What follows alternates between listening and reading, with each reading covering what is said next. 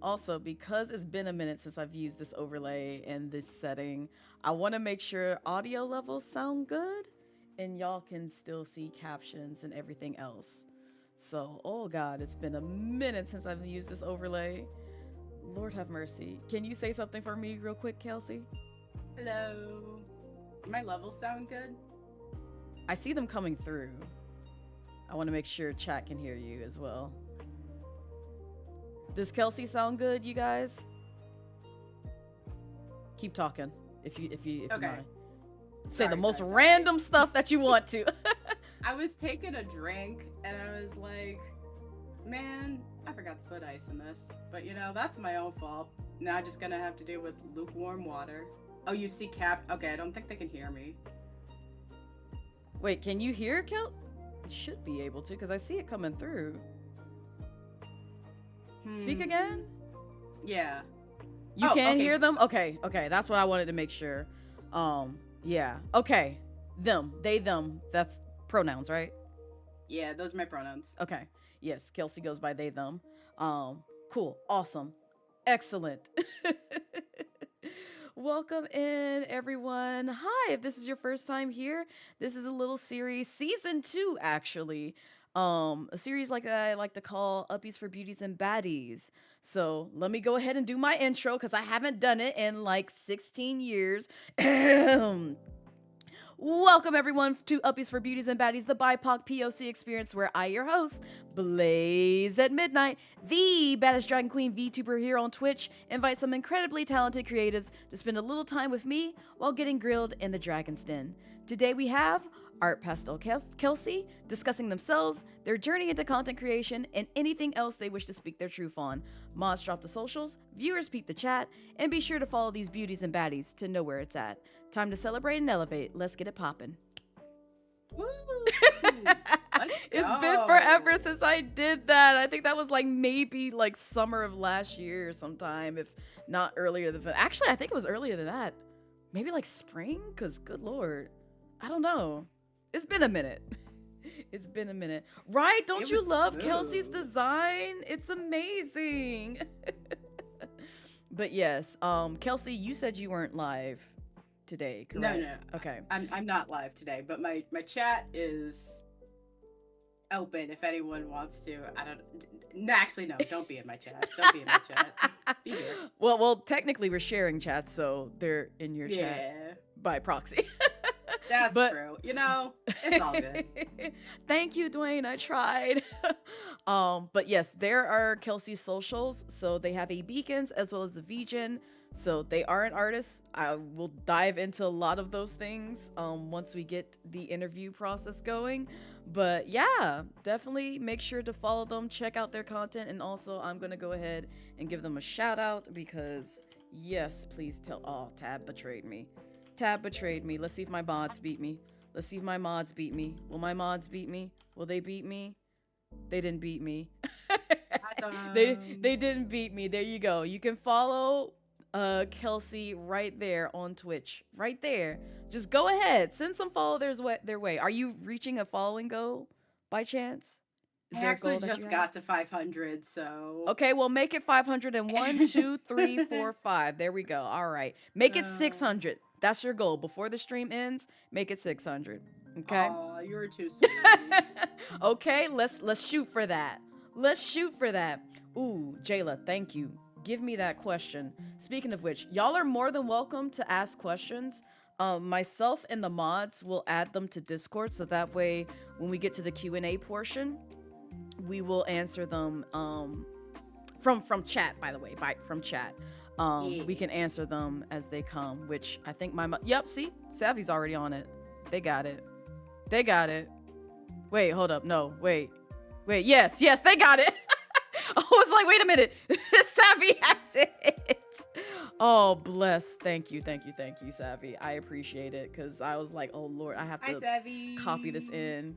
Are you going to play anything? We're going to be arting today, Ty. So if you're just joining the stream, like I said, this is a stream series that I like to call Uppies for Beauties and Baddies, where we go down a content creator's journey into content creation. So I have quite a plethora of questions to ask Kelsey in this time span of, and if we need to cut it short, 2 to 4 hours. So, and we'll have breaks in between so that way Kelsey gets a chance to get up, go stretch. You guys to also get up and go stretch and do some other things. And if y'all hear something that you want to, have a question about, you're more than welcome to, by all means, send in those questions. Like I said, the mods and myself will be watching and will be grabbing your questions as we go and answer them towards the end of the stream. But without further ado, Kelsey, would you like to introduce yourself? Hi, I am Kelsey of Art Pastel Kelsey. Sometimes I introduce myself as Maji or Duchess. Those are the names of my two forms. But I am a artist. I wouldn't say cosplayer anymore, but I do cosplay from occasion. Artist, content creator, animator sometimes, and all around creature lurking on the internet. But I do love to be among the stars and watch them shine. So it's, one of these moments like this where I'm just like, yay! I get to talk about myself, but I also get to inform other people in the community of, the journey that artists go on. Because, my story isn't unique, but I think what people can glean from what I'm gonna go on today will help them, understand that, all of us are just going through life. Understandable. And I love that. I honestly do love, that, the ability to sort of, give yourself variety, with your model and your design, which we're going to dive into even more later on. But also, do you want to describe what your plans are for today, where chat can also interact? Yes, okay, so if anybody has known, me and Blaze have collaborated before, and we've actually done art collaborations. Art collaborations are actually my bread and butter for collaborating with other creatives on Twitch. It's my favorite way to get to know another content creator, and it's my favorite way to have the community engage with an activity that just all around brings smiles and, laughs. So what me and Blaze are going to be doing today is we're going to be doing post Valentine's Day cursed ships. So we're going to each have a character in mind, or two characters in mind, and then chat is going to suggest a date venue, and whoever is, doing the grilling or being grilled is gonna have to show this cursed date that these two characters are going on. So me and Blaze will each have a character, and then as we swap around, we'll have different cursed dates and different cursed scenarios. But it's going to be mostly up to you, chat, because for the first round, I'm going to have us have two. It's like, do you want us to pick number 1 from Kelsey, or pick number 2 from Blaze? And then, let's say if I wanted to put Mario, and then Blaze wanted to put Ganon from The Legend of Zelda, well, we have to draw them going to eat at, and then chat can vote on if they go to get spaghetti at an Italian restaurant. Oh gosh. So it's gonna be chaotic, but it's gonna be fun, because here's the thing, nobody loves cursed ships more than me. And you know what I also love? Discount chocolate. You know what? Fair. Honestly fair, cause same. Oh man. All right. This is gonna be fun. All right. So let me go ahead and switch over to our art canvases, which hopefully has nothing. Yeah, there's nothing on there. Okay. Mm-hmm. I knew it was gonna kill the music. It's okay. I'm bringing it back. So that way y'all can hear some music while we do art things. But also, now that I realize it, because I should have thought about this, I'm so ill prepared, you guys. And also let me go over here. And on top of that, because of how the layout is, let me shrink myself just a bit. Put myself right here. And then I'm gonna move Kelsey next to me. Give me a second, y'all. I didn't think this through. I thought about it last minute, all right, okay? It was Listen, a last Blaze minute and B, thing.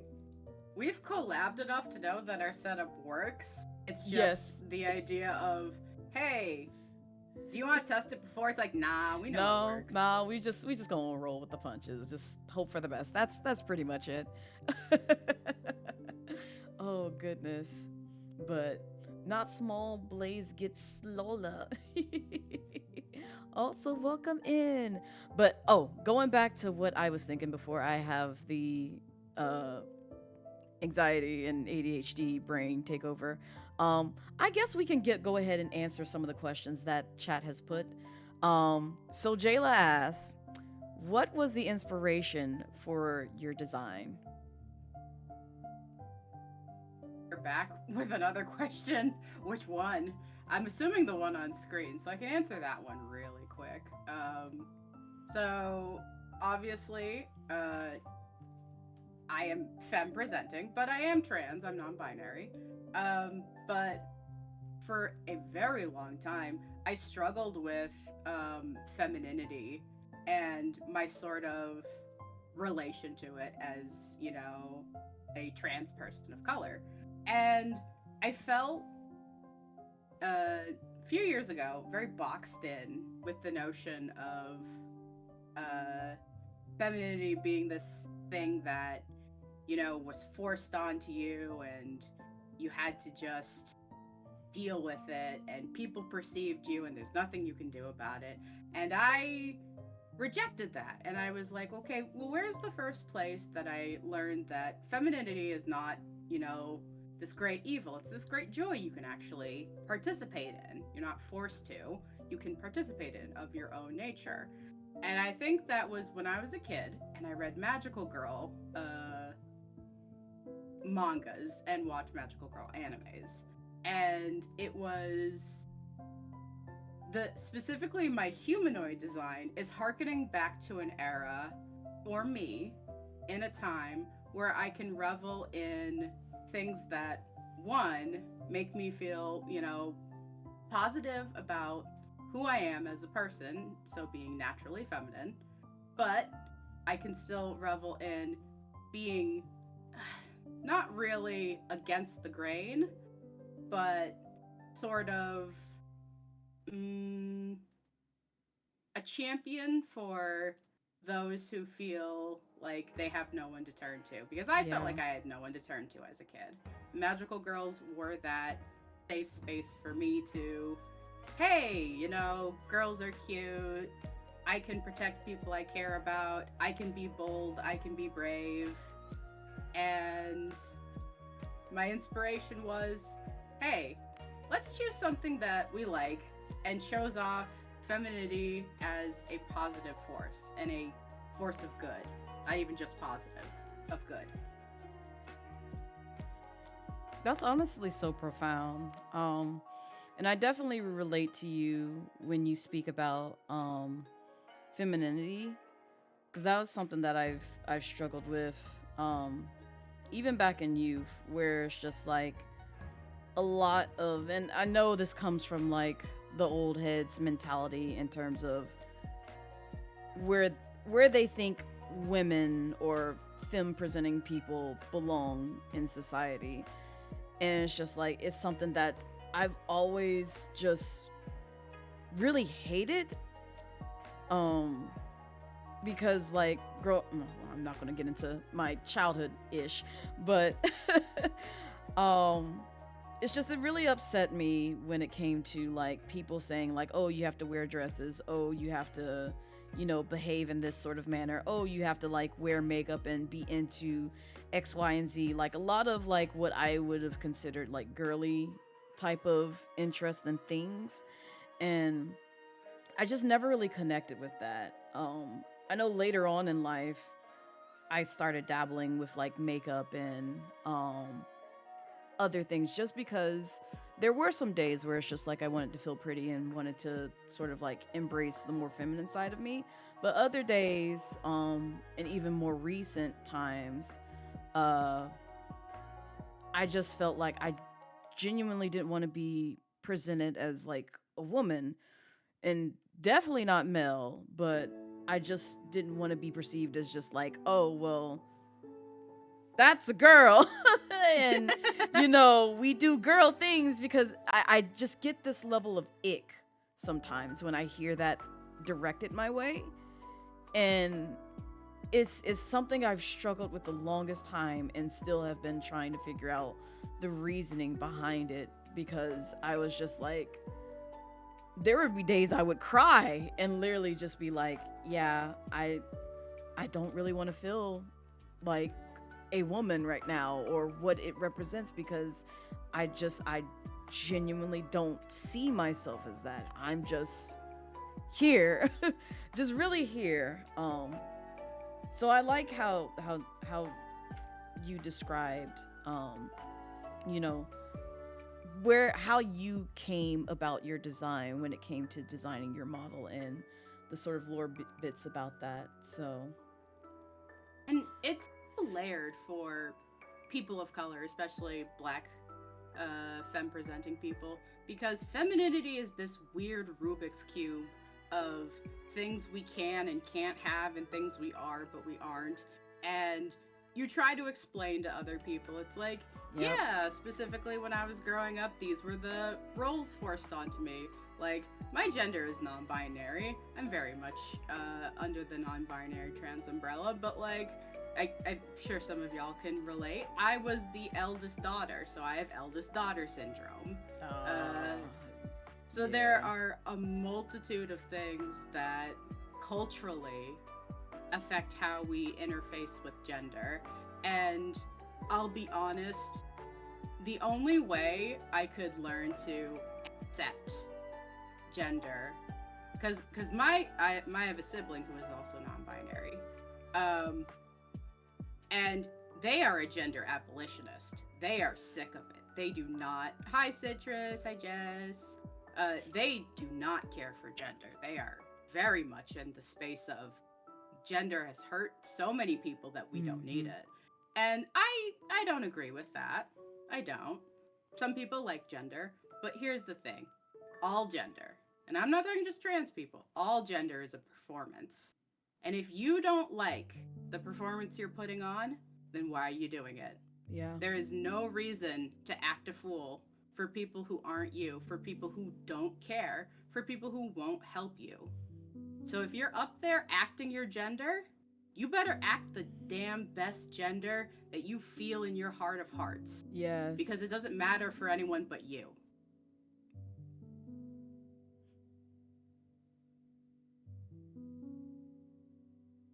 I'm sorry, I need a moment. I didn't think that would hit me as hard as it would. No, okay. Take your time, Blaze. Oh Take your God, time. that I never felt seen in a statement like that. I really haven't. And usually it's like my therapist that makes me cry like this. God, but It's okay. God.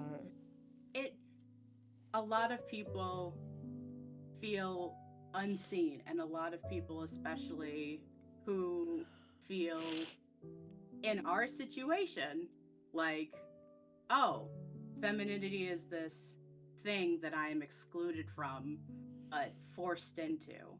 And it's painful, and decompressing it takes time. And I think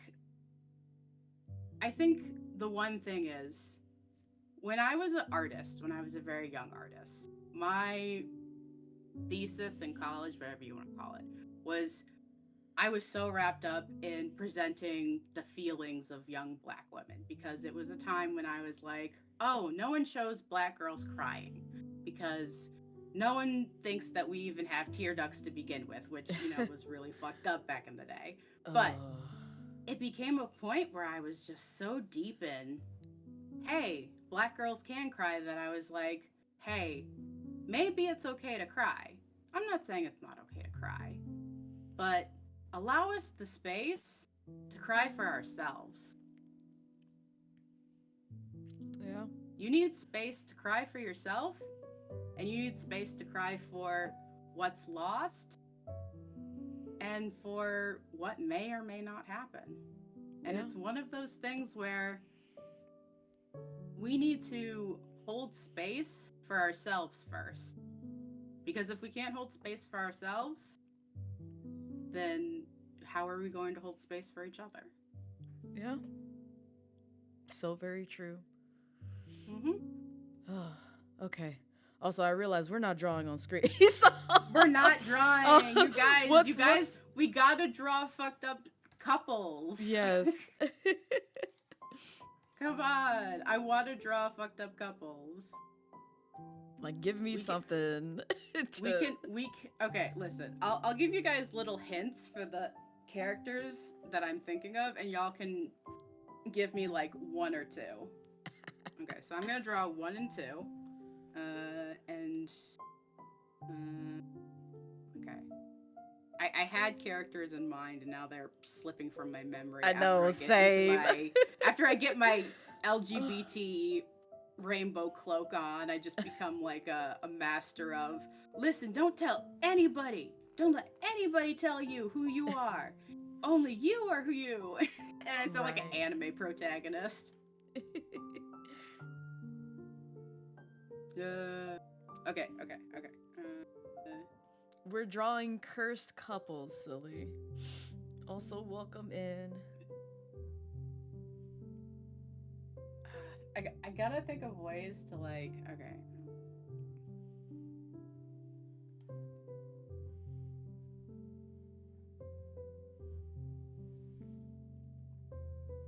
It's okay. Today's just been a really emotional day. I've just been packing it in, and then Kelsey made a very, very profound statement that just made me lose it. I don't mean to sound like, oh yeah, I'm just a profound person. I've done that a lot. I have a track record of people are like, Kelsey, could you give me a statement to go on? And I'm just like, yeah, pulls out entire book on theories I've been writing about the human experience forever. And it's like, oh, okay, were you just saving that, Kelsey? Yes, I was.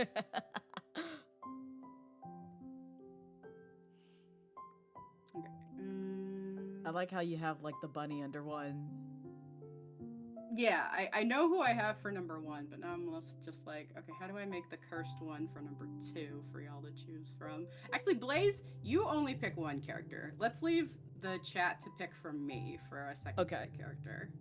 Because I want you to focus on the questions, and I'll focus on drawing. That works. I already have a character in mind, which I'm pretty sure most people in here would probably guess. Which is very sad and telling. Oh. Okay. And do I want to color it is the question. Yeah, sure.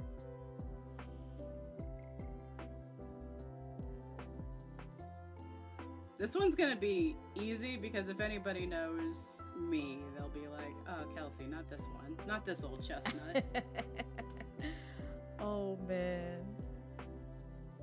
Okay. Chat, do you want to pick 1 or 2? Pick 1 or 2, everyone. Actually, the rabbit doesn't need the eyes. Oh. I'm scared now. I'm scared now. Oh, it's the way that everyone is just like picking 2 just from that. Okay. Oh, God. You guys want to know what 2 is? Oh, I'm seeing a lot of 2s in chat. My pick for number 2 was Tony the Tiger. Oh my God. All right.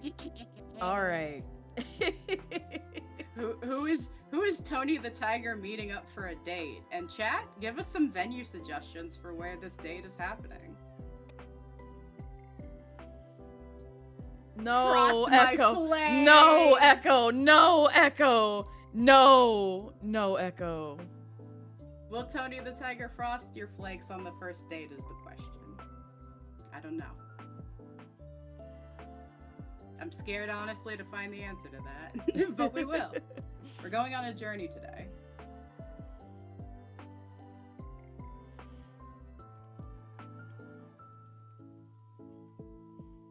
Castle Oblivion? Child. You know Castle- where that is? Is it in Smash Bros? Kingdom Hearts. Oh, I don't. The Kingdom Hearts series escaped me as a kid. We did not have a PlayStation. You're fine.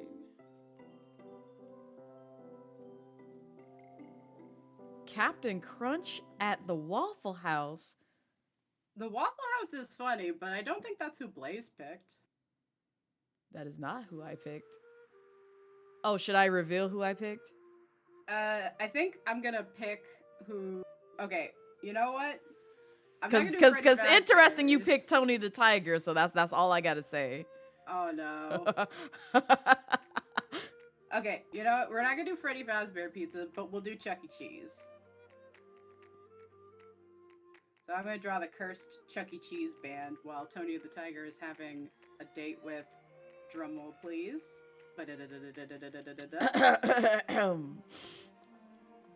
Risley. No! I told you it was gonna be exactly what anybody would guess.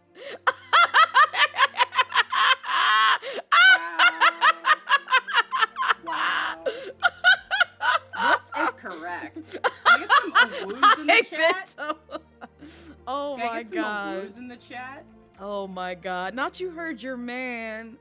Oh, this is gonna be interesting. I have to remind this. Why did I give y'all access to that emote? Why did I give y'all access to that emote? I made several mistakes. Oh. Not where's his bakery. Damn. Oh my lord. Yeah, no one suggested like a little cute cafe for them to go to. No. Everyone like threw up cursed suggestions, so now they're eating pizza at Chuck E. Cheese's. Yep. I could have had indeed. them at like a cute cafe or like a nice restaurant or even like Disneyland, but no, they're at Chuck E. Cheese. All right. So we have our venue. We have the two who are dating. Do we need anything else? No, we don't need anything else. Now we're gonna. I'm wondering like, cause I'll draw the I'll be drawing for the most of it. But is there, you know what? As host Blaze, I want you to give me something that happens during the date that. Oh, well, you know what? That we'll have to draw. Listen. If you want, I will let you take over the entirety of the drawing, and I just berate you with questions, but also give you prompts. Fair. You want me to do that? You can draw in secret. Okay, whenever, that works. Like something happens, so I'll have to close stream, so I can't watch myself. Oh, but... no. I was just gonna take away my screen, and then I'd show you guys at the end. Okay, so that way you wouldn't even be able to see it. So give me a second. Let me find. Oh Lord, let me. There it is. Okay. It is gone. It is gone. Now they can only see what you have up on your screen. So my masterful design. Yes. I would like everybody to know. Can I get a pinned message in chat for please, that like while we are watching me draw, I'm a professional artist. I don't do anything that y'all see me draw today is not what I do for commissions. I would like people to know that. Whatever comes out of the abyss of my hand, you're gonna have to pay me if you want that fully rendered. I mean, that's fair.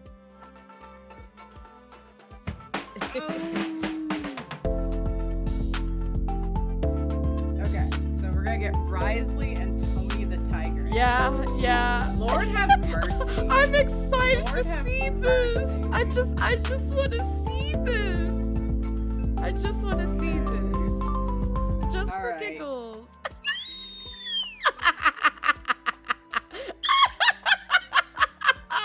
All right. So, other viewer question. Maybelluna asks, Kelsey has so many forms. What is your favorite design of your OC so far? That's a tough one. But I can't answer that. So unfortunately, this is going to come down to who is the eldest between my two characters. And for anyone that knows, I am a two-form Vtuber. I have an anthropomorphic form and I have a humanoid form. The humanoid form is actually only about 3 years old as my streaming career. But my anthropomorphic form is actually my persona, who I've had for it's going to be 10 years on February 22nd. Oh, wow. So, very specifically, the form before you is the character Maji, who used to just be Human Duchess.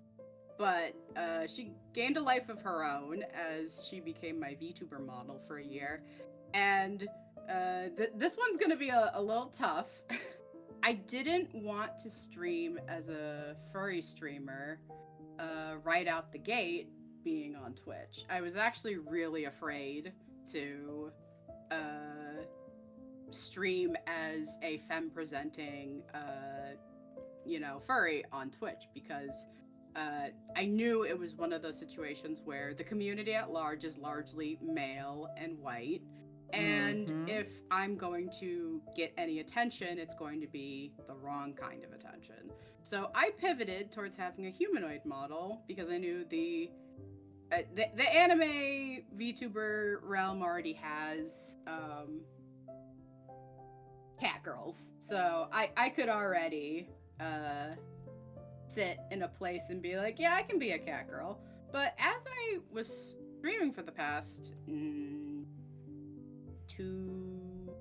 year and a half, I just realized that people didn't care, and I could easily put myself in a situation to protect my space and protect people who I cared about who are in my space. And then I was like, okay, well, I can bring my anthro form back, and they're the same color scheme, so at that point, who was gonna care? Nice. But I love my lion cat girl daughter, but she is only been around for as long as I've been streaming, whereas my main persona has been around for 10 years. And you kind of can't beat that in the numbers game. Very true. Sweet. It's hard to beat 10 years. Yeah, it really is. But also, I appreciate the commitment because, again, we've seen so many people, or at least I've seen so many people that I know, leave the space just either abruptly or with either a graduation statement or just like, hey, this is my last time streaming. Just the other day, which took me by surprise. I don't know how many of you all know Duper, the 3D llama that a lot of people may have seen, doing a lot Came out of nowhere. Yes, out of nowhere.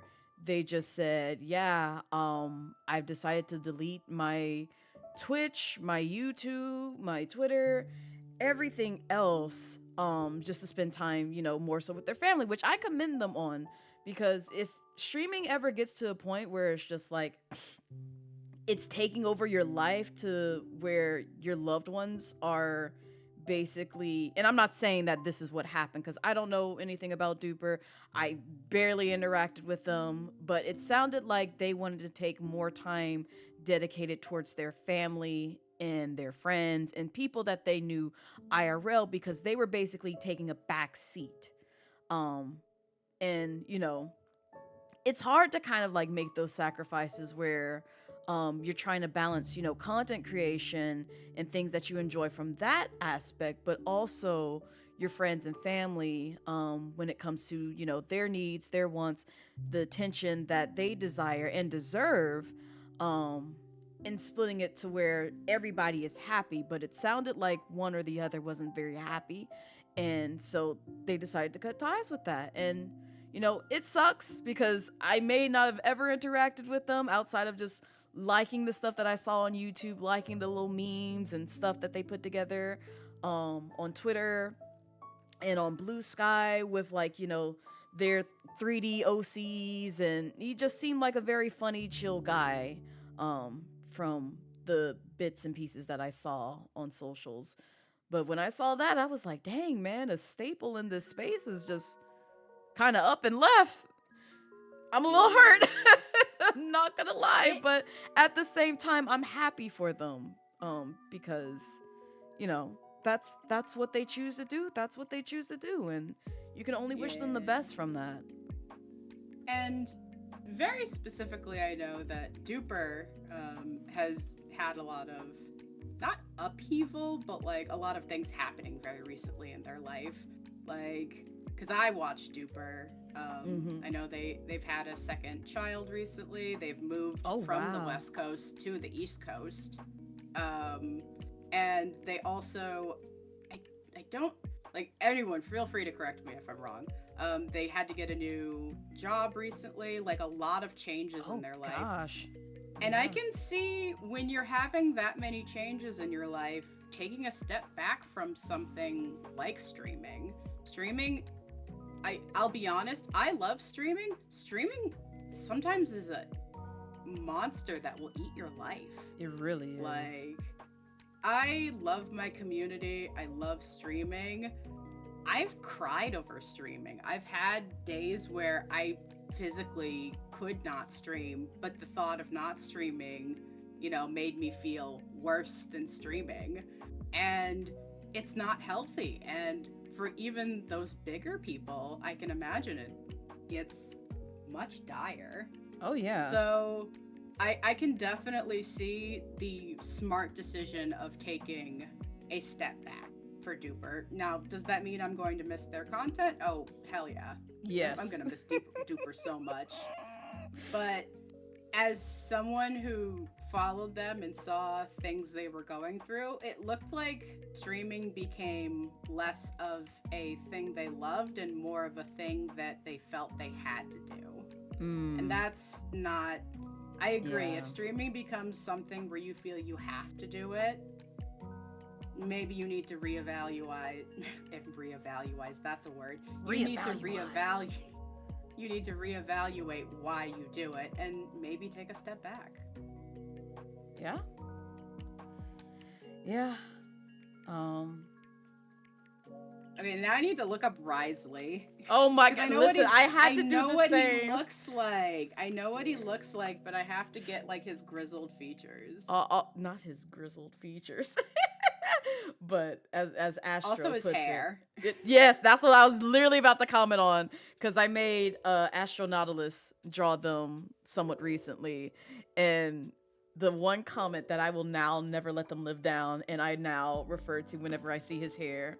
They were just like, yeah, I gotta draw him and his stupid hair. I'm like, his hair is not stupid. It's actually quite unique, but I get it because it's so hard to draw because it's like wolf ear tufts and spiky hair. Like, listen, I'm drawing it right now, and I'm like sitting here cursing your name, Blaze. Listen, I'm like he's sitting hot. here cursing your name. I'm like, how dare you do this to me? I'm your friend. I know, but I love him. He's hot. You know, I've already yelled at you for this. So you know what? I can't yell at you about it a second time. Yay! You know, I'm gonna stuff his greasy mitts full of pizza. You're gonna have to watch that. Lord have mercy. That's fine. So, question for you from my list of questions. How did you get into content creation? I was a failed YouTuber. Everyone starts off with this failed YouTuber story. It's literally me as well. It's literally me as well. If Oh. anybody, anybody who's been to a convention has probably seen and probably can see from my own, current model. I love Lolita fashion. I love J fashion. I've been into J fashion for as long as I've had my persona, Duchess. So 10 years. Actually, I think 11 years at this point. So 11 years I've been into J fashion. And J fashion was everything to me. It took up 10 years of my life. J fashion was how I met people, some of my best friends that I've had to this day.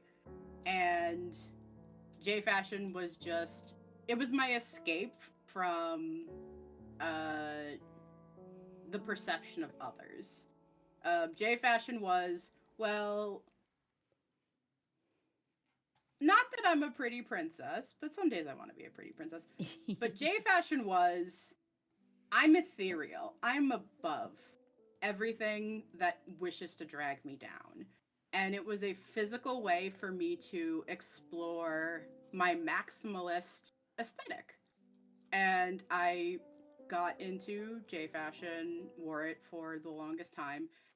But the community was never welcoming, I will say, for a long time. And I'm pretty sure anyone that knows of Lolita probably knows that Lolita has a very, very tired history of a lot of gatekeeping, a lot of propping up of pale, skinny people, a lot of not fun stuff. And I just rolled with I just went with the flow for the longest time. But in about 2019, 2018, there was a push for more content creators in the J fashion sphere. And I decided to throw my hat in the ring. And I was not known too well in the community, but I was known enough in the community that I started a Tumblr blog. And then enough people liked my Tumblr blog that they were like, you should do, what's the word? YouTube. And so I stopped drawing because I had to start thinking about it because time.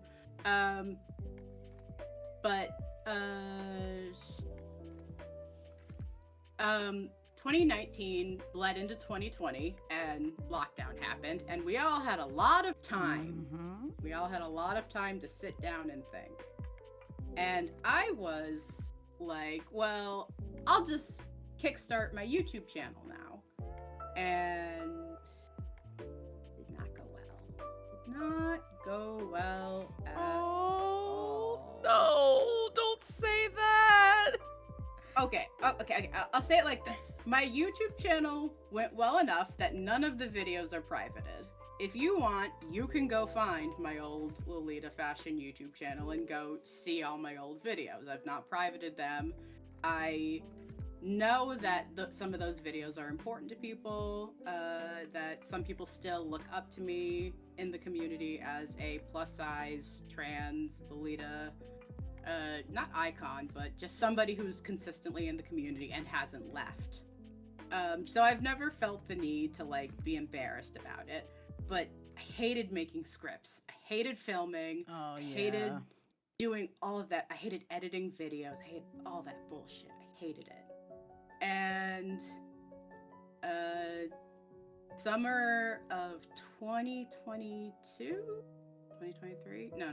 If it's my 3rd year anniversary. Anyway, summer of 2022, I decided, because I had been on Twitch. I'd been on Twitch since 2016 because I followed a lot of streamers, but it was the same thing of I saw the community, didn't want to get into it. But I decided when I saw more VTubers on the rise that I would throw my hat into the ring. And I saved all of my funds from a con I sold at.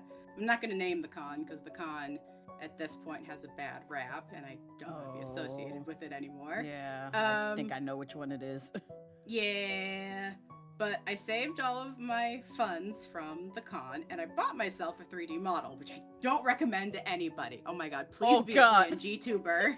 Please be a PNG tuber before you pay over, $600 for a 3D model. Please. Yeah. Please do not do what I did. But I was so sure, and I was so tired of Lolita YouTube. I was so tired of everyone pretending to be friends and everybody saying, oh, we're gonna collab, oh, we're gonna do this, oh, we're gonna do that, oh, I'll do this, and we can talk about this, and then nothing. Crickets. The entire online community just full of people making false promises and nobody saying anything. And feeling like everyone's pretending to be friends and just fake shit everywhere. And I was like, I'm done. I'm tired. I'm going to Twitch. And I became a VTuber. And I left YouTube behind, and I've been streaming since. Aww, happy. That's honestly a wholesome story. Like, I like that. Thank you. Oh, okay. So another chat question, Jayla asked, how are the forms different personas, or is it more like a shape-shifting thing, which I believe you've answered, but you're more... There is lore to it now, okay, which is funny. So for anyone... So I do have a... If you check out my socials and go to my YouTube channel, my VTuber YouTube, you'll find my lore video. So Duchess, my persona, not this form, has lore. She's had lore for a long time, which just happens when you have a character for, 10 years. She's had lore for a long time, so I was just like, okay, I'll start writing lore. And then I ran into the wall of, oh shit, how do I have lore of two characters that came from the same creation point? So, this one's a little complicated. So, Duchess and Maji are, the way I like to see it, they have their own lore, and eventually I'll get to doing both of the lore, but not right now because I'm tired. The two of them are sort of mirror images of each other, and in a lore aspect, they can influence each other in decisions that they make in their lives, but they can never really meet each other. And that's why I'm never the same character on screen. I always have to be one or the other. So it's a situation where they can exist, but they can't exist at the same time. So eventually I'll get into the lore about that for art reasons, but I'm only one person and I'm very tired. But what's their basic interaction? I don't know. I like cute characters, but in this moment, you can only pick one. Very real. Awesome. I'm drawing Tony the Tiger. Listen, I am over here. You're doing a great job so far. I like this. Oh, I'm like God. Sitting here like, Jesus fucking Christ. Listen, I'm trying to put together my little curseness as well, which is I know y'all are gonna question something about me, so just leave me be. Let me have my moment. Let me have my moment of like drawing this, because this is gonna turn out very awesome. Just understand. I have a vision. Some people are gonna be like, "That's not Tony the Tiger." It's like, listen, it's a tiger and he's wearing a neckerchief. That's right. That's exactly right. And also, I don't want Kellogg's to, shut down our stream because I drew Tony the Tiger too well. Listen, I'm a furry. I'm not that type of furry. So my next question for you is, what did your original stream setup look like? Oh, it was ugly. It was ugly as hell. Way too maximalist. For anyone that knows me, I'm just rip the band-aid off from y'all. Brass knows this. Brass has been in my streams, because he's seen me get to a point where I'm just like, there's nothing to hide. I'm on the internet. I'm a bottom. I'm a huge bottom. What? I'm a princess. I'm a princess. I'm a princess. I love finery.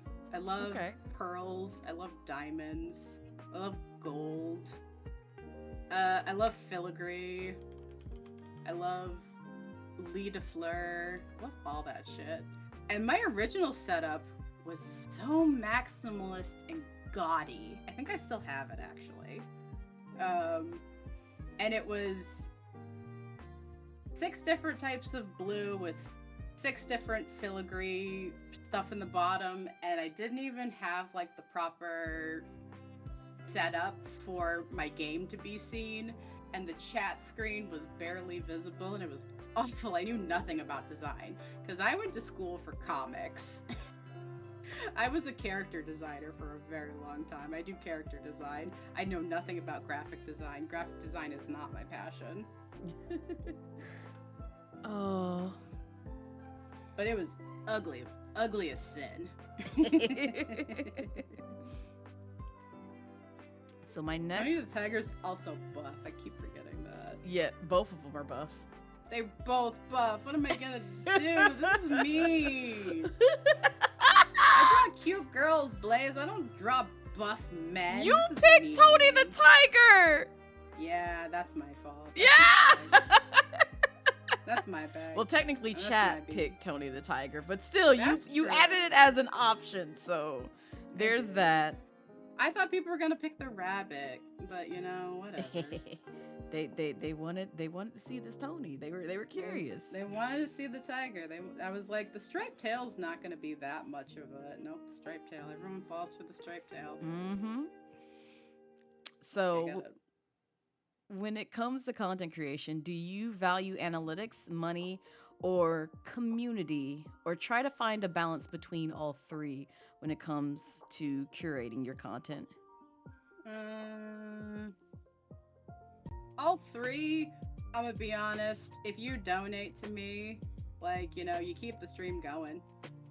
Like, when the months I get a Twitch payout, I am more than happy to stream. The months I don't, it is kind of hard to. Yeah. I'm currently unemployed. And I would like insurance. I mean, I have insurance, but I'd like better insurance. And analytics are this weird thing that have never been nice to me. I'll be honest. I've been on the internet for a long time. I graduated into a very crowded art market. I graduated into being a media artist in a time when a lot of people were trying to shoot their shot as graphic designer, character designer, storyboard artist, and the like. So it became this sort of thing where, not that I got lost in the weeds, but I've sort of faded into the background of social media and analytics. So I'm kind of at this point where analytics mean nothing to me because analytics have never helped me. Analytics have never amounted to income. Analytics have never amounted into how many people I've met, how many relationships I've had. Sometimes Twitch will be like, you had 20 people chatting today, and I'm like, I know for sure as shit there was only 4 people chatting, and I love those 4 people. I love them. You my homies out there. Exactly. But if you follow things like numbers, you're just gonna get numbers, and I don't want numbers. I want people. Yeah, that's so real, and this is like kind of like pretty much the main reason why it's just like I don't really focus on numbers. Even like now, I know I'm doing like a subtle push towards like having like 50 viewers average in my streams and stuff like that. But even then, it's just like I still want people to be authentically there for me, and not just because I'm trying to reach that goal and only that. Yes, I want people to be here, but it's just like I don't want it to be just like, well, we got the number goal. All right, now we can ditch Blaze. Goodbye. Because then it's just like you weren't here for me at all. Then it's just like I could have done without you being here if you weren't here to like support a lot of the causes or content that I put out for people.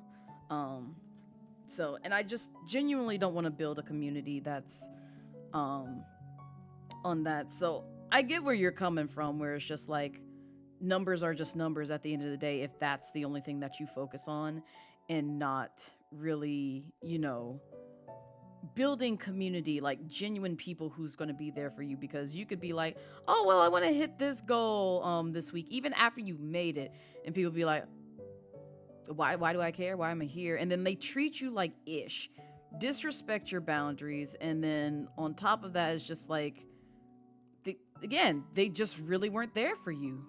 They were just literally there to act as a number, and it's just like that's the one thing that I just genuinely don't want.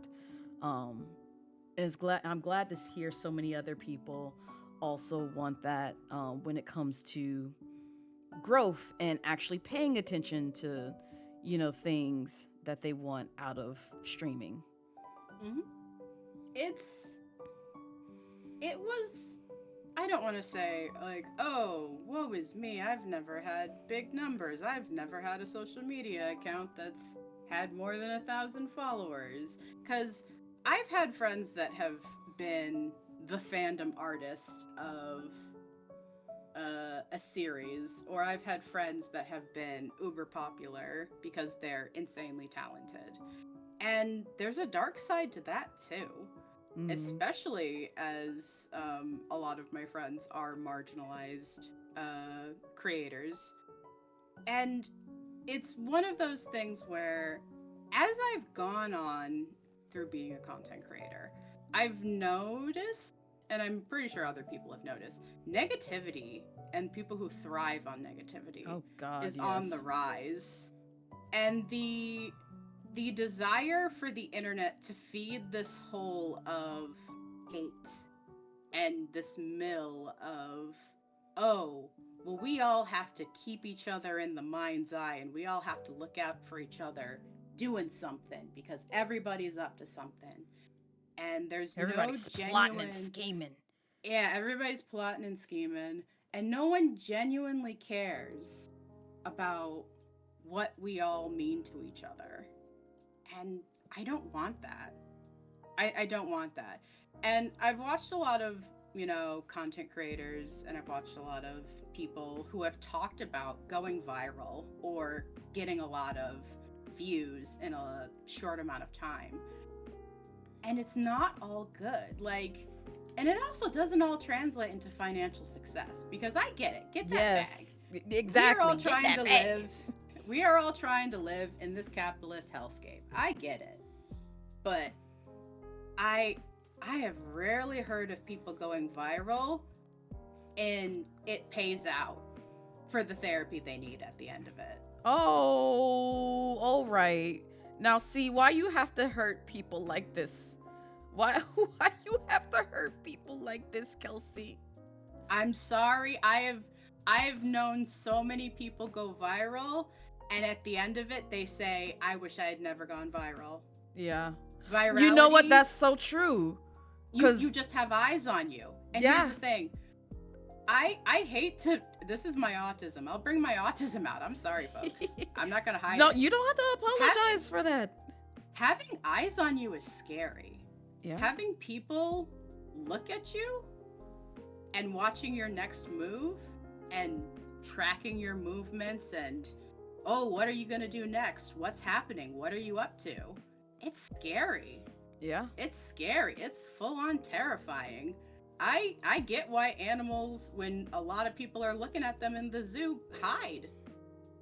I hide sometimes. God. I got an influx of viewers once and I thought about locking my account. I was terrified. No! But understandable. There are a lot of ways out there that the internet has just become this machine of terror. And there's goodness. There is goodness to be found. But the powers that well, not the powers, the money that controls a lot of the places we all congregate do not support positivity. Nope. Whatever makes it, whatever's at the top of our heads, whatever's at the point of the think tank, whatever's the discourse of that week, we'll see that. We'll definitely see that. But what about the little victories? What about the things we need to hear day to day to keep us going? Right.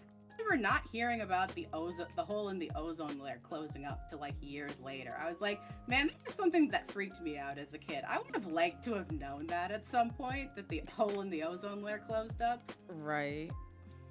Like,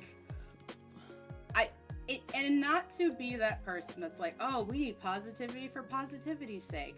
But y'all, been on this earth for a long time, and I've been on the internet since I was a teenager. And watching it become this place that is a curse, like literally a curse. My phone is a cursed object. I get on Twitter and I do self-harm by doom scrolling. Then I have to throw my phone across the room, and then I'm just like, oh, okay, time to take a nap. It's not good. We're hurting ourselves with social media. We are. We are. Because I know I have to take a break from doom scrolling just to keep my sanity, which is why I was like, I have to sort of like monitor that just a little bit more, especially with, well, yeah, you know, I can't say it on Twitch, but y'all know why. Y'all know why. I forgot his ear. That's what I was missing. He has earrings. I forgot about that. Risley. Oh, child. Why did you remind me? You know what? I'm not even drawing his ears like that. I'm not for the drawing that I'm doing, so it's okay. But I do like his little piercings. Okay, Yeah, I'm you stop. do. I'm gonna calm down. I'm gonna calm down. Oh goodness. All right. All in all, I will say this to the end of the social media discussion. I never fault people that want peace. Yeah. I know a lot of people who have been like, oh, I'll specifically bring this one out. Why did Jenna Marbles leave the internet? She apologized. If she wanted peace for herself and her soul, then that's more important than anything any of us could want for or from her. Peace in yourself and your soul for how you carry yourself for the rest of your life, that's more important than any of this internet bullcrap. Mm-hmm. So I never fault anyone for taking the time to be like, you know what? There's a life. Yes, life. silly. I agree with you. I miss her content every day. But if she decided that she needed to take her time to check out of the situation, then I'm not going to argue with her. Yeah. Like, so many people think that they are owed things by creators. And oh my god, yes. Sorry, keep going. like, don't mind me. there is responsibility as a creator. You do have a responsibility as somebody who is going to entertain and educate, but it's not a 50-50 split. Some people do a lot of one or a lot of the other, but rarely do people do both, and rarely do people do both well. But very much, I see it in a way sort of like teachers. Teachers can't teach forever. And to expect your teacher from kindergarten to be the same teacher for your kids 30 years later is a little mean. It's a little mean. Yeah. Because people deserve to retire and people deserve to rest. And people change over time too. So it's like most folks don't typically stay stagnant or like the same person that you knew from like years back when. They are growing and changing just as much as you are. And so yeah, they'll get into a place where it's just like, yeah, you know what, I've done this for so much. Now it's time to, go ahead and hang up my coat and call it for the day. Yep. I think we're owed that. I think when you get to a point where it's just like you've done it for so many years, you deserve, you know, that rest, that retirement, that peace. Like, none of y'all worry out there. For all my fans out there, I'm gonna be on the game forever. No, but Oh, for one of the things I do have to say is that, and I know a lot of people usually are very sad whenever people who have made an impact in their life through whatever they do creatively, you know, decide to take a step back. The things they make are never gone, truly. Like, yes, there are times where sometimes something can be tainted by the current, you know, things a creator is doing. But yeah. your memory exists in the past and cannot be altered.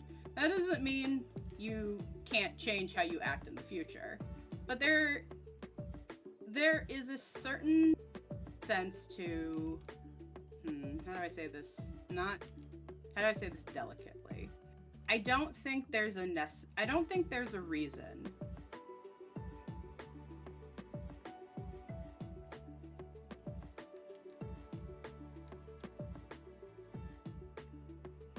I found the way I want to phrase it. If something has brought you help in your life and it exists in a space where it has long past the impact it will have. Like, there are certain movies I loved as a child that I'm like, these are not great movies, but I'm not buying them a second time. I'm not supporting the people who are putting it out. But there is something to say when you let your love for something continue to be a harmful force in the future. But I sometimes you gotta let sleeping things lie, and you gotta let things exist just in the past. Yep. And that's okay to have ever golden memory, but you gotta move on. Exactly. Okay, animal. I can't think of another animal playing in a animatronic band. What you got? I see dog, cat, bear. No, I got a Chicken? mouse, but I'll do a bear. Ooh, Oh, yeah, chicken. oh, okay. Well, there you No, go. I'll do a chicken.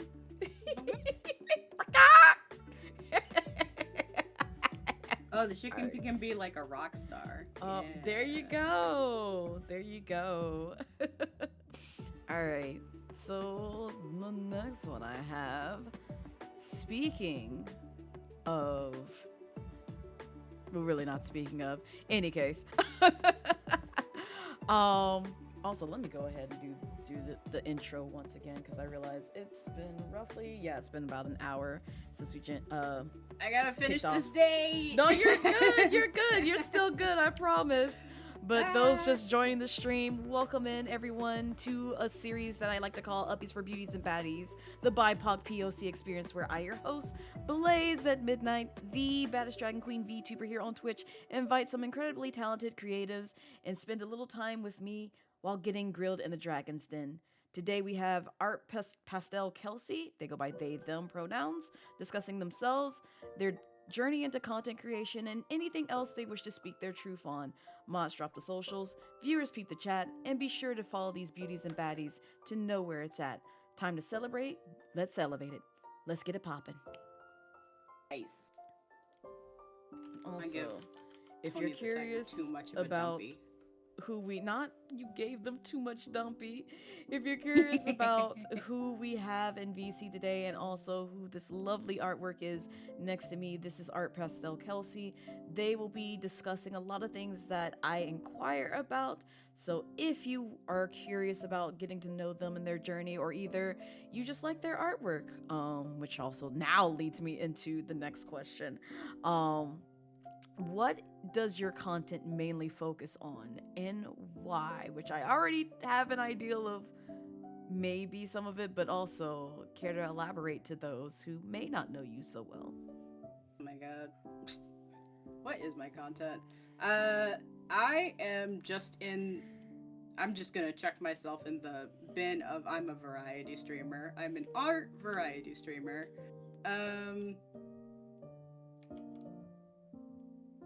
Hmm. Well, I'll say it like this. I mainly am a variety streamer because I can't draw every day. Um, back back in the day, back when I was an undergrad, a lot of my professors pushed the narrative of you need to draw every day, and if you're not Mm-mm. drawing every day, you're not a real artist. And I did that, and I applied for jobs, I updated my portfolio, I did animation tests, I drew everything and anything, and I was putting my feet to the ground, and it got me nothing. Straight up got me nothing. I drew solidly till I burned myself out, and I had one of the worst depressions ever. And it took me a long time to find the ability to draw again because I you know what they say, kids, don't monetize your hobby, and maybe don't go to school for art if it's the only thing you're good at. We're not going to talk about that. Either way, Oh. art became a thing for a very long time where it was make or break for me. And one of the ways, art school, yeah, Kano, I see, I know what you're talking about. Art was one of the first things I ever did in life. You know, I am the typical story of my parents have been like, Kelsey's been drawing as long as they could hold a crayon, and I have. And art has been one of those things I've done my entire life. It's not when I started drawing, it's I've just been drawing. It's just something that's been a part of me for a long time. And to come out of schooling and feel that I never wanted to hold a pen again, that I would rather go to law school, that I would rather go to trade school, that I would rather be an accountant than draw again. Hurt a lot. Oh, we got a raid. Yes, I see. I see. Welcome Hold up. in, raiders. Hi. Hello, BGC. Welcome in. You can continue with with what you're saying. Yeah. But those just joining in from the raid, because we usually try to like keep it going. Just in case our guests like lose their thoughts or anything of that nature. This is a series that I like to call Uppies for Beauties and Baddies, the BIPOC POC experience, which it looks like y'all were doing a talk show and podcast yourself. What was going on over there? What did I miss? What did I miss? I missed something. Who was streaming? See, now I got questions. I'm sorry. We're going to have to take a moment to It's get this okay. answered because, like, oh, Lord, I've missed something. And now I'm sad. Oh, but I hope stream went well. We're just diving into Art Pastel, Kelsey's journey into content creation, and I get to ask them questions, but you all can also participate by asking them questions yourselves. Brandon Pizza did a black game dev. Oh, nice! I'm gonna have to peep the VOD for that because Yeah, I'm same. curious. I'm curious what they covered. But yes, we are just asking them various questions that you may have when it comes to like content creation. You may be looking at Kelsey and being like, you know what, I kind of want to be an art streamer as well. What are some things that, you know, some highlights, some downfalls, anything of that caliber, obviously with respect when you do ask questions towards the guests, and myself or the mods will pick them up and we'll circle back around them and answer them at our leisure during the interview process. So feel free to sit tight, grab you a snack, leave us, you know, in the background, and if you hear something that, you know, perks up your ears, by all means feel free to chime in, because this is more so a very relaxed stream, and also just getting to know other people on the platform, because this is the reason why I put together Uppies for Beauties and Baddies. There's no possible way you can know just everybody on Twitch or on Twitter or in the content creator space. But a lot of folks that I invite onto the show, I do vet. I do appreciate, I look up to, and some, you know, I was just like, listen, I got to give them that extra oomph.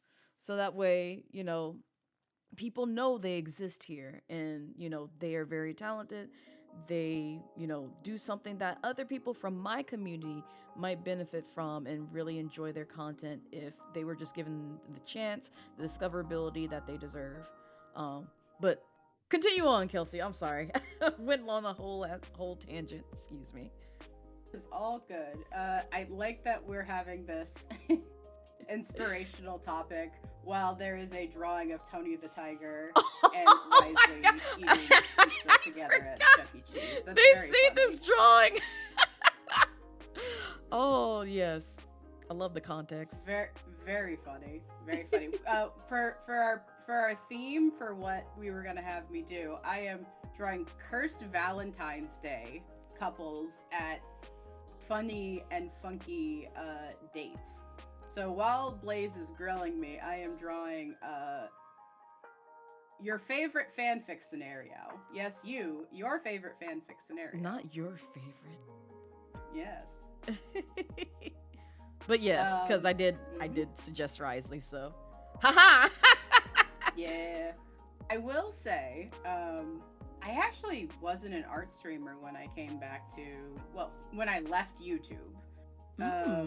Because I did YouTube after I burnt out from art as a sort of creative way to do something that wasn't drawing. So I made YouTube videos, but I hated editing and I hated script writing because I'm very, fair.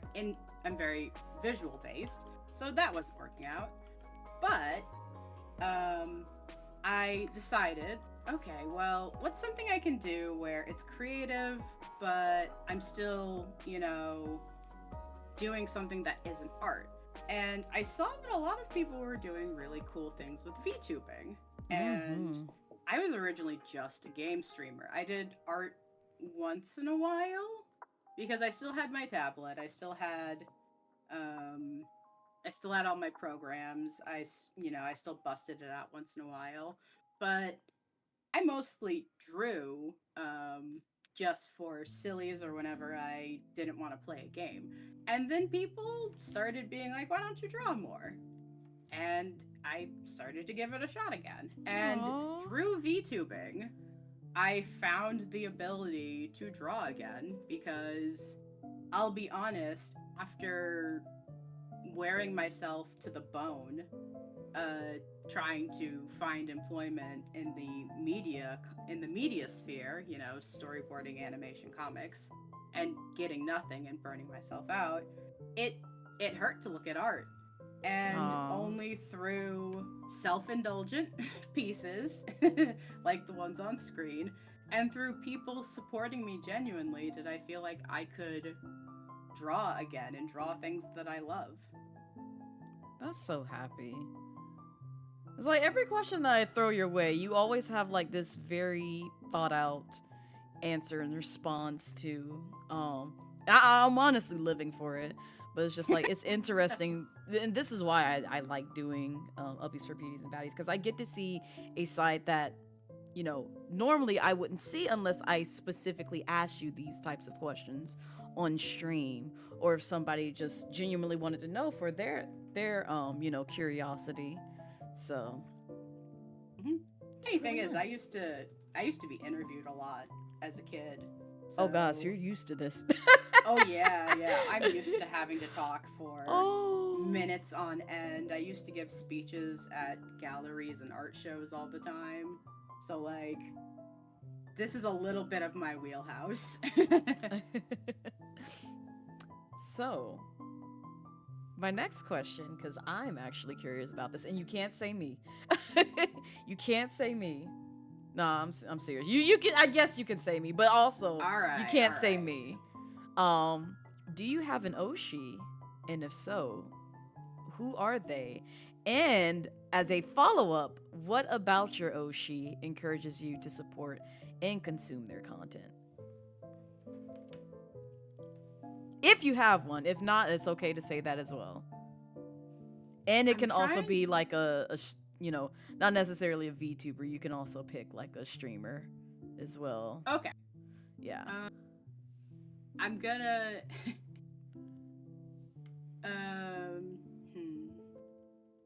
So I'm asking the harder questions. Yeah, this one's a deep pull. Okay. So I would say my Oshi, and the funny thing is they became a VTuber like within the past year. They're actually a IRL streamer for the longest time. Oh wow. Is a gaming streamer by the name of Super Butterbuns. Oh, that is such a cute name. I Uh, don't know who they are, but that is such a cute name. Oh, yeah. also, for clarity, Oshi is basically someone that you admire, look up to, really appreciate in the VTubing sense. So, like, for instance, I'm not gonna hide it, my Oshis, or two Oshis off the bat on the top of my head, are Tiffany Witcher and Lovmura. Lovmura is a good one. Mm-hmm. But Super Butterbuns, hey, I love buns.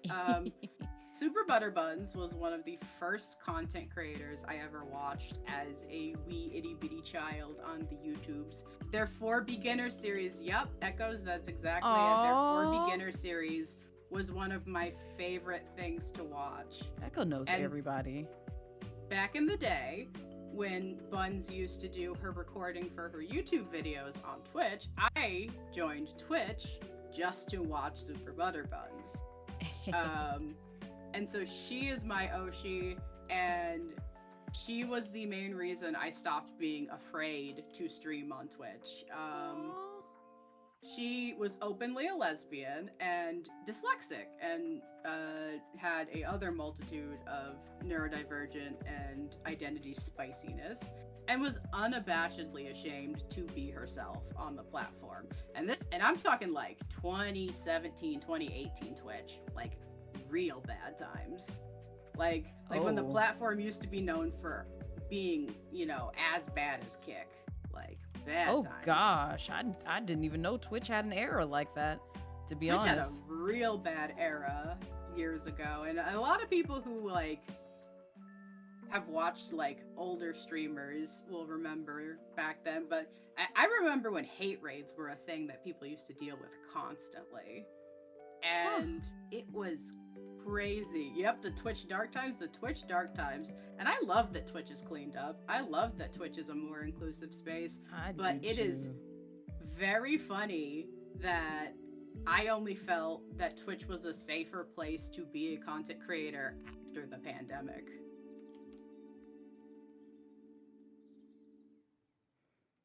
Wait, it became... Oh, yeah, you know what? That's fair.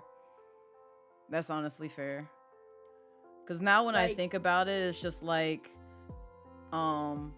It didn't always used to be the way that it is right now. It's come a long way with, actually providing tools that we as marginalized people really need, especially with the hate raids and stuff that were going on in ye pre-pandemic times.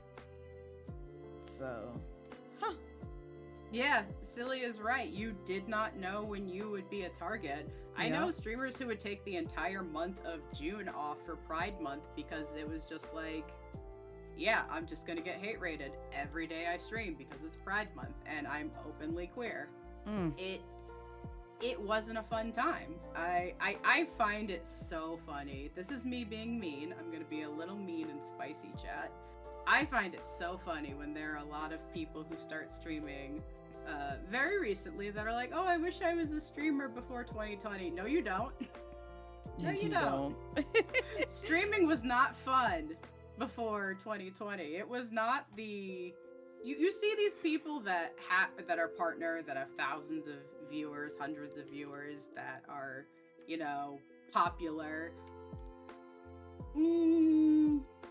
It's not all sunshines and roses. No. And it wasn't always a good time back in the early days. I mean, give credit where credit is due. Some people were just on the ground floor because it was the only thing they could do. I know, and I'll bring her up because you gotta give her flowers where she deserves them. Iron Mouse specifically knew about VTubing because she didn't have a lot of space and time to go outside as a disabled person. A lot of her life was online, so of course she found streaming and content creation and VTubing early.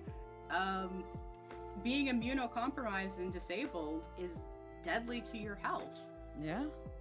I can see how she found the space and the community so early.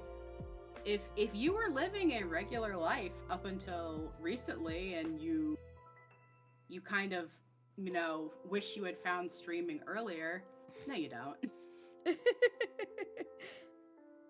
It's like, don't do that to yourself. You don't deserve that, friend. You deserve happiness, better times, and better security protocols and measures and in more place. protection. Yeah. Yes. Also, there's never been a better time to be a streamer than now.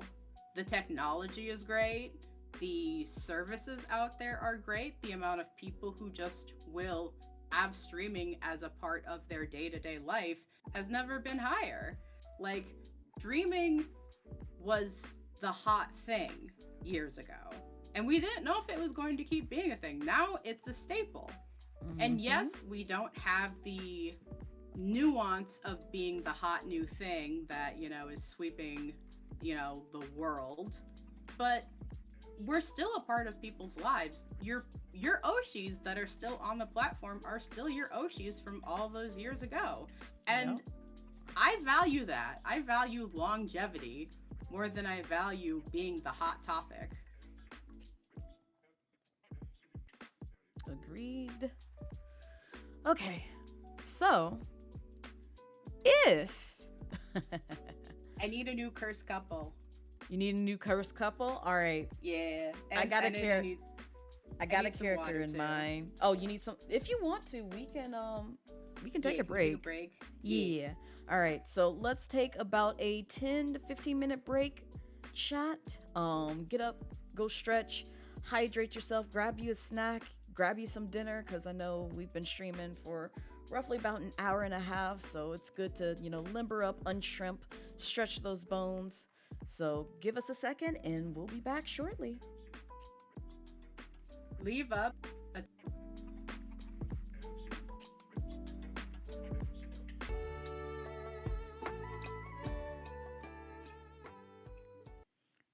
Hey, we back. We're back. Also, no one judge my drawing. So cute. No one judge my drawing. This is so Don't cute. you do it. I love this. Don't you do it. I love this.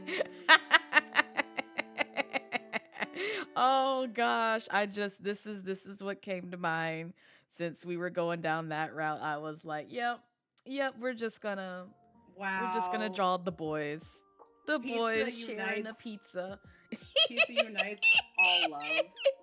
Not Tinker, smug as you. Oh goodness. Both of them are making smug faces. But I love this. I was just like, yeah, you know what? This is good enough. This is good for me. All right. I'll let y'all see it once it's actually done lined. So continue. Wait, hold up. Let me there we go. And then there we go. All right. Now you don't have to pay attention to that.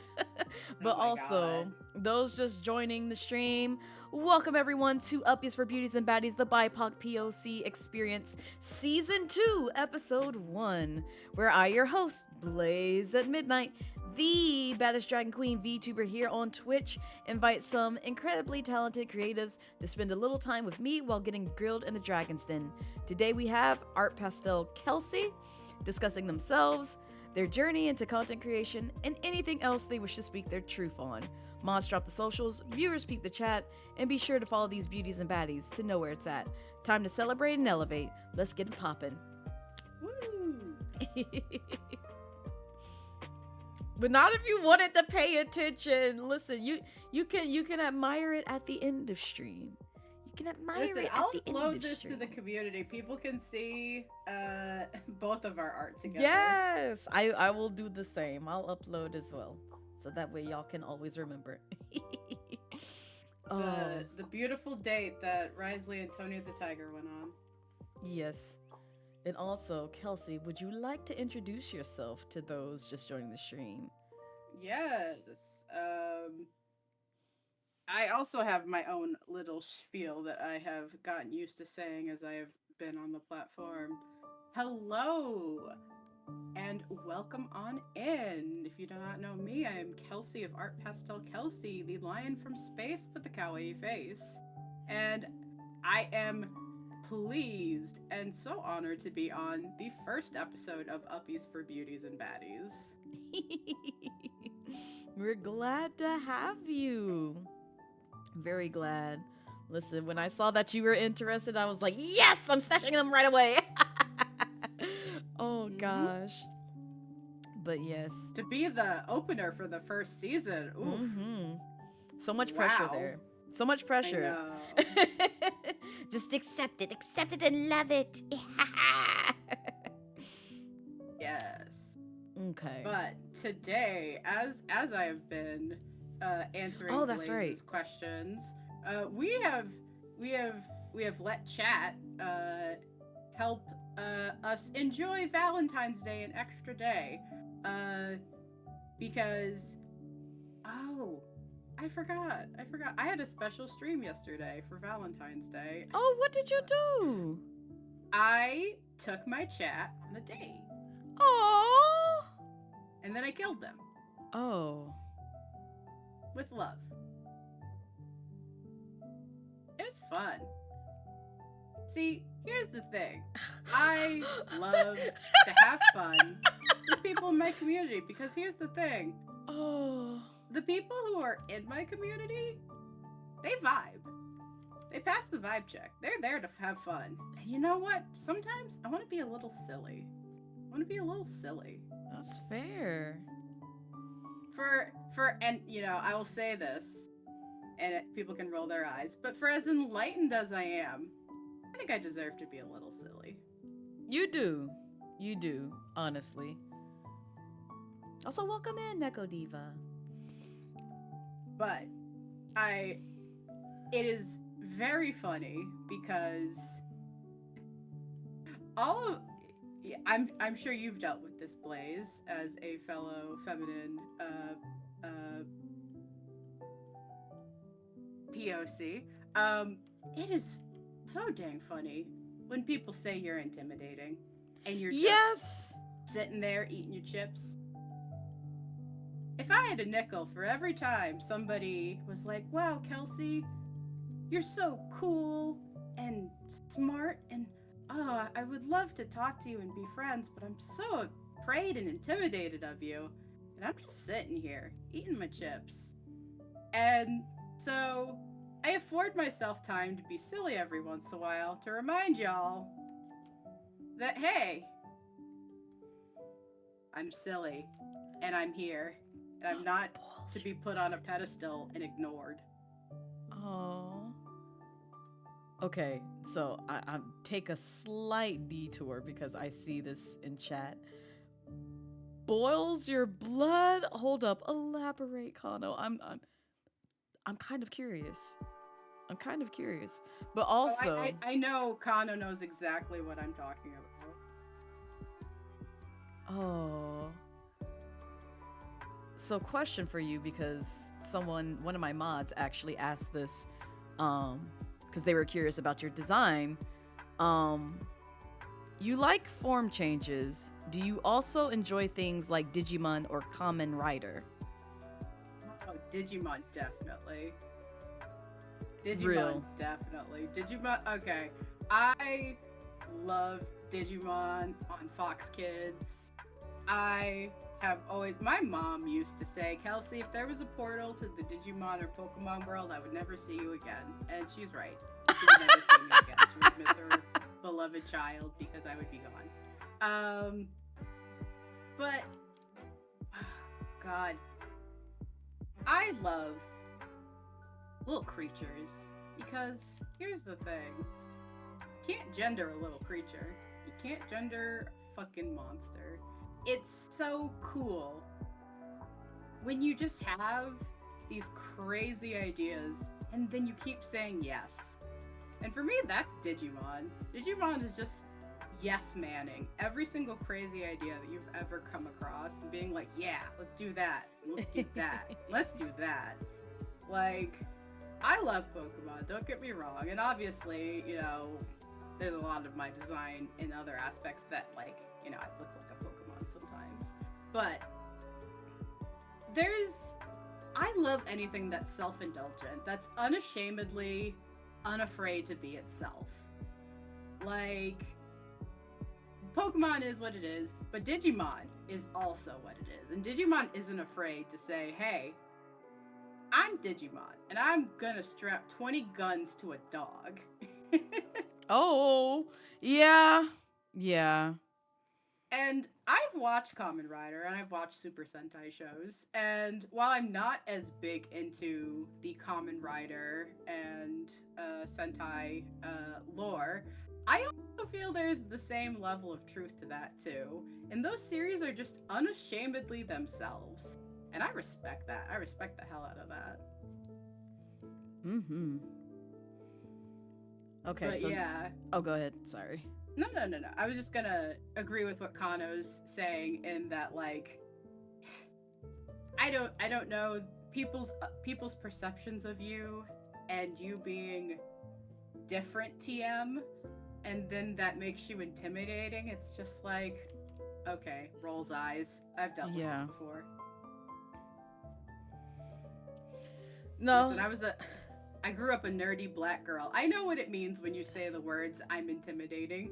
It means you don't think you don't think you can talk to me without me being like, you know what, you kind of suck. Oh, I get that because I have in real life, and I'm sure probably some other people may relate, have been called resting bitch face, and I know I have a resting bitch face, but genuinely, like, I am not mean. Like, as long as you don't show your butt to me, I'm not mean back. I know I'm an Aries and I have a temper on me, but in terms of me just kind of coming off, like, right off the bat, it's just like, oh, don't talk to me. I'm above you. I have higher status than you. I don't need your peasantry filth. Nothing like that. I never want to come off that way, and if so, please, for the love of God, check me on that. Like, be like, hey, Blaze, you dial it down a bit. You coming off a little too strong. But no, it's just like, it's interesting how some people feel like you're intimidating when it's just like, I've done nothing to earn this title, but just from you, I guess, perceiving me from afar, I'm intimidating. Either that, or it's just like, maybe it's just like, because I can kind of get this because I thought the same for a little bit. I didn't think Tiffany Witcher was intimidating, but it's just like, even to this day, I'm just like, shy fingers, I'm afraid to talk to you. Even though I appreciate you and consider you as a friend, it's just like, I still look at you as like, I want to be like you when I grow up. That's so real. There are definitely times where I'm just like, you're so cool. But oh my god, the more I'm around other black femme content creators, the more I realize so much of us are the same. So much of us, if you get us like talking about our favorite anime or our favorite comic series or our favorite video game, everybody just lights up, and that whole, oh, you're so, goes right away, and it's like, we're best friends. We're best friends. We're going to a convention together. We're gonna go to the same convention. You're gonna be my roommate. We're gonna buy stuff for each other. I'm gonna give this to you for your birthday. We're best friends now. Exactly. It's such a frustrating place to exist in because it's not something we did. It's literally their own perspective or problem. Exactly. It comes from their perspective. Oh, go ahead. You know what's the weirdest thing with that one? And this is no shade to the people that thought it. I think in this aspect, this was, supposed to be like, oh, okay, cool. Had 2 to 3 different people think that I'm from the UK. What? Yeah. I have one of the most Midwestern accents out there. Ooh. And then 2 people who have known me tangentially, are like, wait, Kelsey, you're not from the UK? And I'm like, I've never sounded more Midwestern in my life. But if I had a nickel for every time it's happened, I'd have 3 nickels, which is very weird. Oh, man. That's kind of funny. It is kind of funny. But It's like I get that too, because like you've unlocked a core memory that I forgot for a bit. Um, I remember back in like school, and maybe it was like just my looks, and I honestly haven't like looked into like my um ancestry, but I would get a lot of comments where people who just looked at me thought I was from East Africa. Now, what part of East Africa that is, I have no idea. But so many people came up to me and it's just like, oh, you know, I can definitely tell you're from this area of the world. And I'm just like, why? What did I do that gives off these vibes? Like, I'm genuinely curious. Like, help me understand this. But it's just interesting how people see different things on a person by person basis. Which is why I can never really like pin down like if I have any major public perception, because sometimes I'm just talking to people and they'll just say stuff like that. So I'm just like, I guess I just exist on the internet, I guess. And then people are like, oh no, Kelsey, you're great. Oh, you're so cool. And I'm just like, I don't know what to base this on. I don't know what to compare this to. There's so much stuff floating around that people have said to me about me. And man, I'm neurospicy. I can't tell what I'm like. You know what? As long as nobody is going on the 5 o'clock news to tell the world governments that I should be locked up in super mega prison, that's okay. What? Oh. I hope no one does that. I know, but that's like, also that's just a part of like, you know, subtle fears. But that's the one thing that I'm like, all right, no one's doing that, so I guess I'm okay.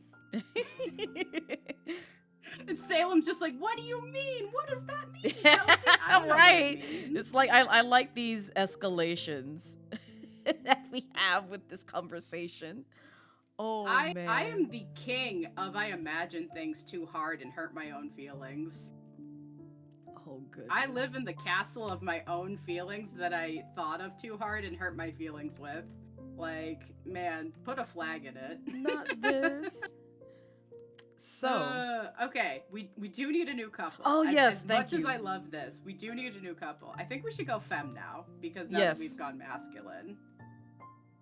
I have to think about a femme character now. Chat, y'all think of one as... Wait, No, you have venue, to... a venue. Yeah. I have Chat, to think of a venue. Yeah, guys, think of somewhere for this beautiful feminine couple to go on a date, and I will give two... I'll give 2 doodles. No, not Waffle House again. Stop that. Crow wants Stop violence. that. That's what Crow Barnes wants. and Nobles. You know what? That's kind of cute. The beach? Okay, we'll see. I will give 2 examples, and y'all will... Ooh, ice rink. Ice rink is really cute, but y'all want me to draw full body figures? That's mean. All right. Let me change to a different color so that we're in a different color now. Okay, let me think of a character. Let me think of a feminine character. I thought of one, but you'll hate me if I say it. I mean, I won't hate you, Blaze, but I may like scorn you for making me draw them. Okay. Okay.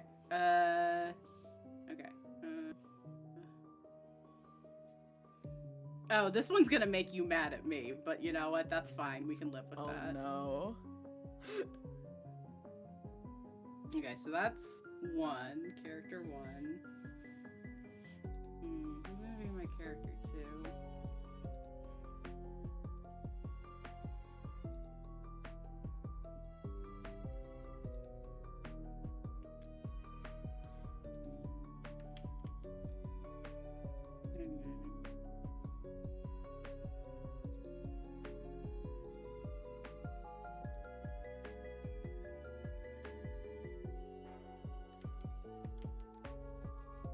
This one's gonna be obvious for people who know. If you know, you know.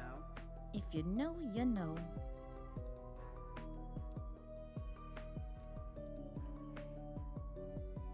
Okay.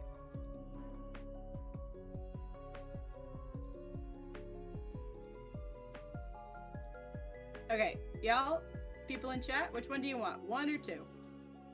1 or 2. Vote based off of what Kelsey just drew. They will not tell you what the character is, but just vote. Take your best guess in terms of what might be the more interesting character. Ooh. I'm seeing. Ooh, 2's pulling ahead, but I see some 1s. Yeah, I see some 1s too. I'm seeing a lot of 2s though. Yeah, I'm seeing a lot of 2s. Oh! Okay, 2 more. We'll see if 2 more. A couple more, and we'll see. But if ooh, I think 2 might win. Yeah, it's looking like 2's gonna win. Closing the polls in 3, 2. Oh. Now, well, you've already posted 1 Echo. No, that doesn't count. Yeah, it does not count, Echo. Okay. Yeah, 2 is the clear winner. 2 is here. the winner. 2 is the winner. All right. All right, Blaze, give me your character. I'm so very sorry. All right. Marina from Splatoon. You know what? This is kind of cute. Okay. It's Mew Ichigo from Mew Mew Power. Aww. With Marina Splatoon. Aww.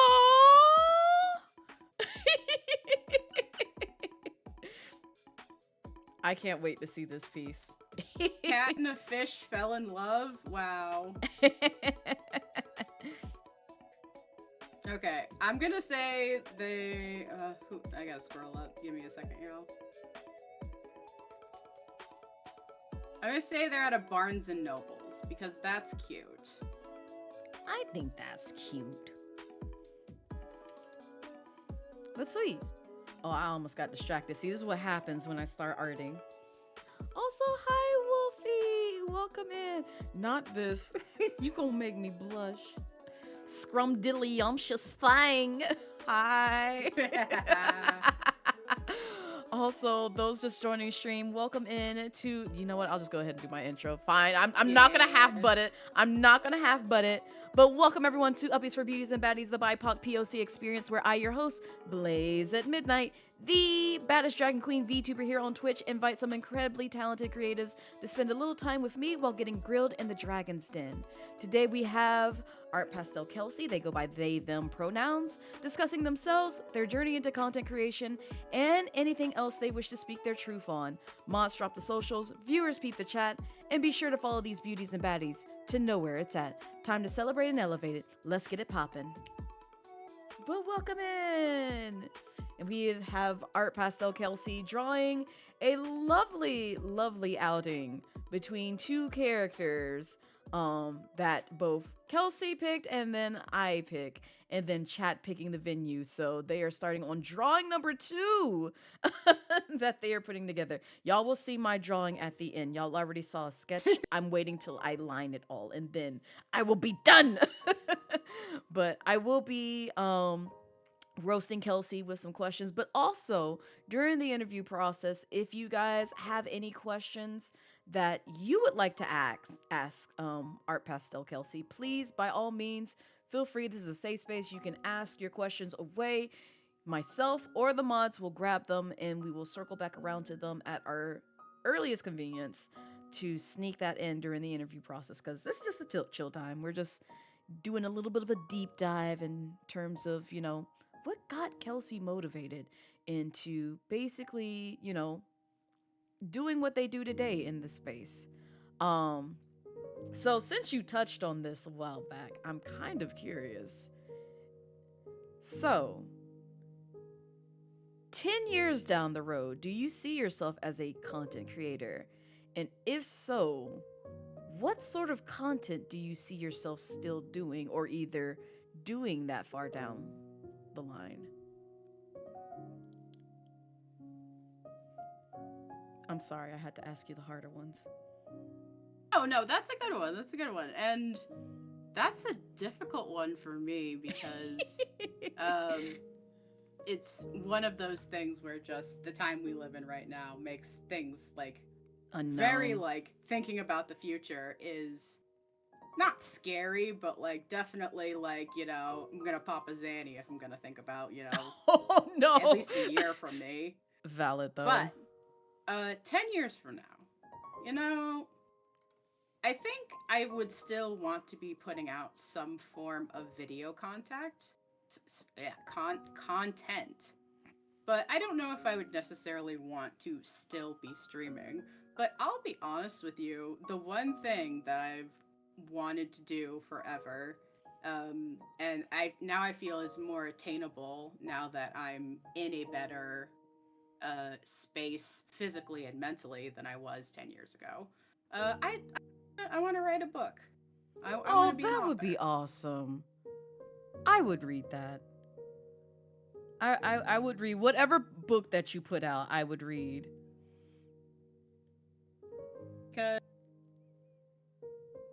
So I'm gonna get a little sappy again. Somebody get the Naruto sad flute music. No. Music out. I used to be a very sickly child.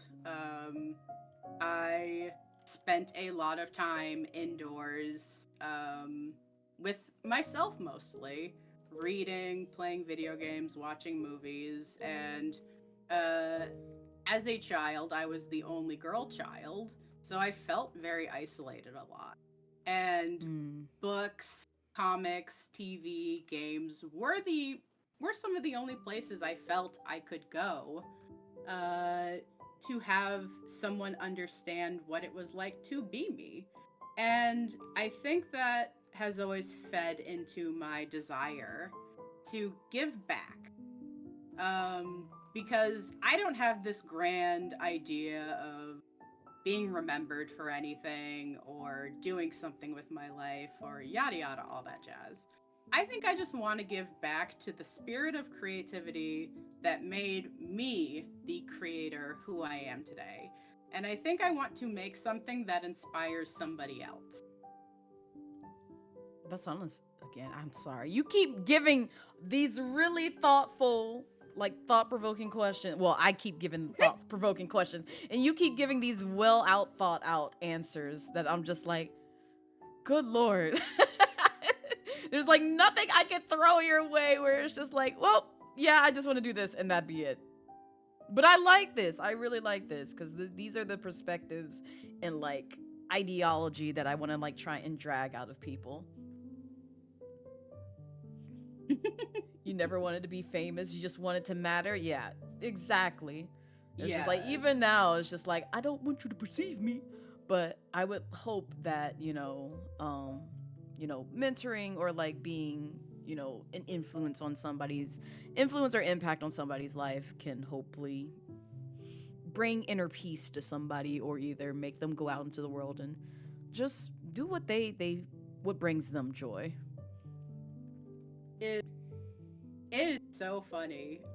Just to circle back, just to boomerang back to things that we were talking about earlier, with the people's perceptions of me being very interesting. I love storytelling, and I obviously, if anyone has seen my work, knows that I draw a lot of cutesy things. I draw a lot of uplifting stories. I draw a lot of love stories.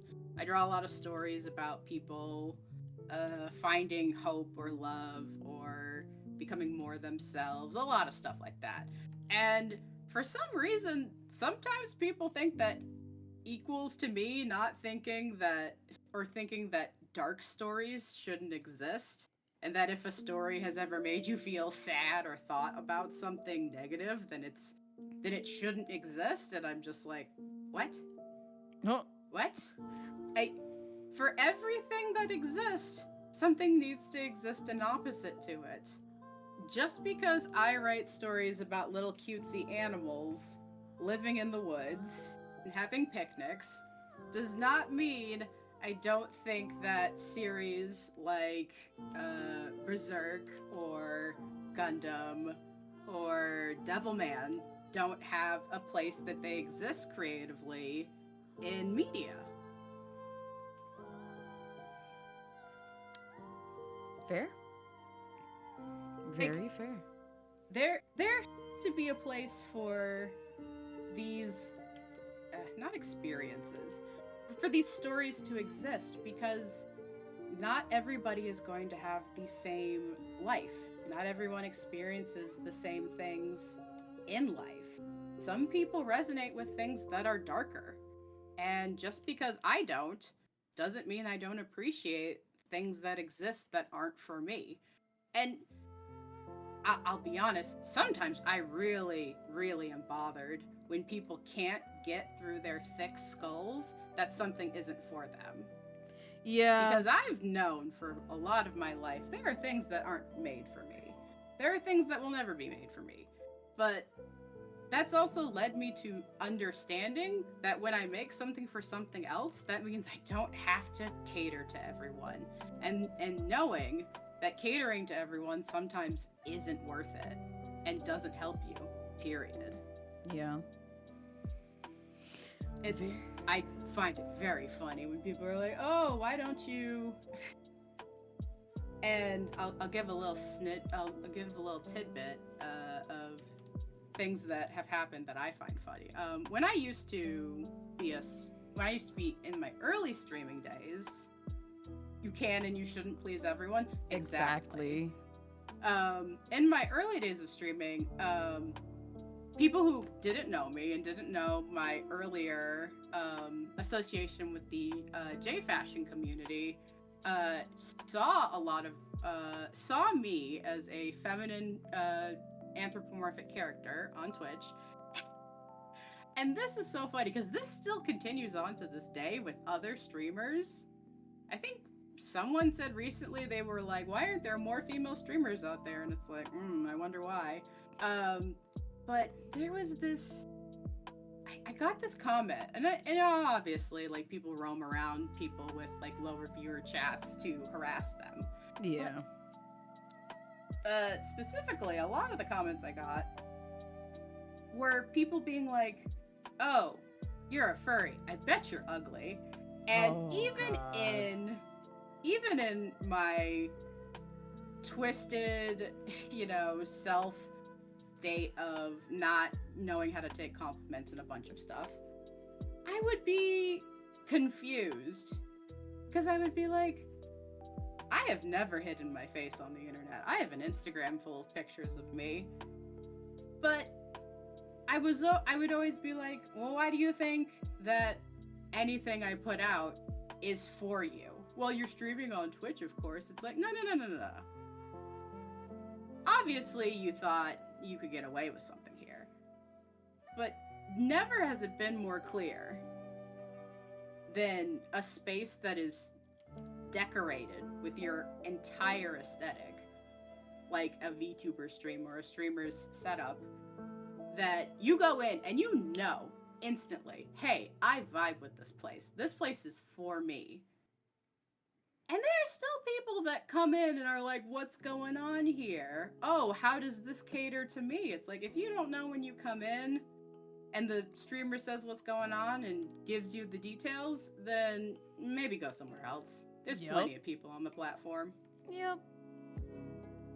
And then that's the entitlement that really just gets me sometimes when it comes to like VTubers, viewers just coming into like anybody's stream, lurking about, and they're just like, let me see if I can basically, and I don't know if they mean to do it intentionally, but even if so, it's just like, what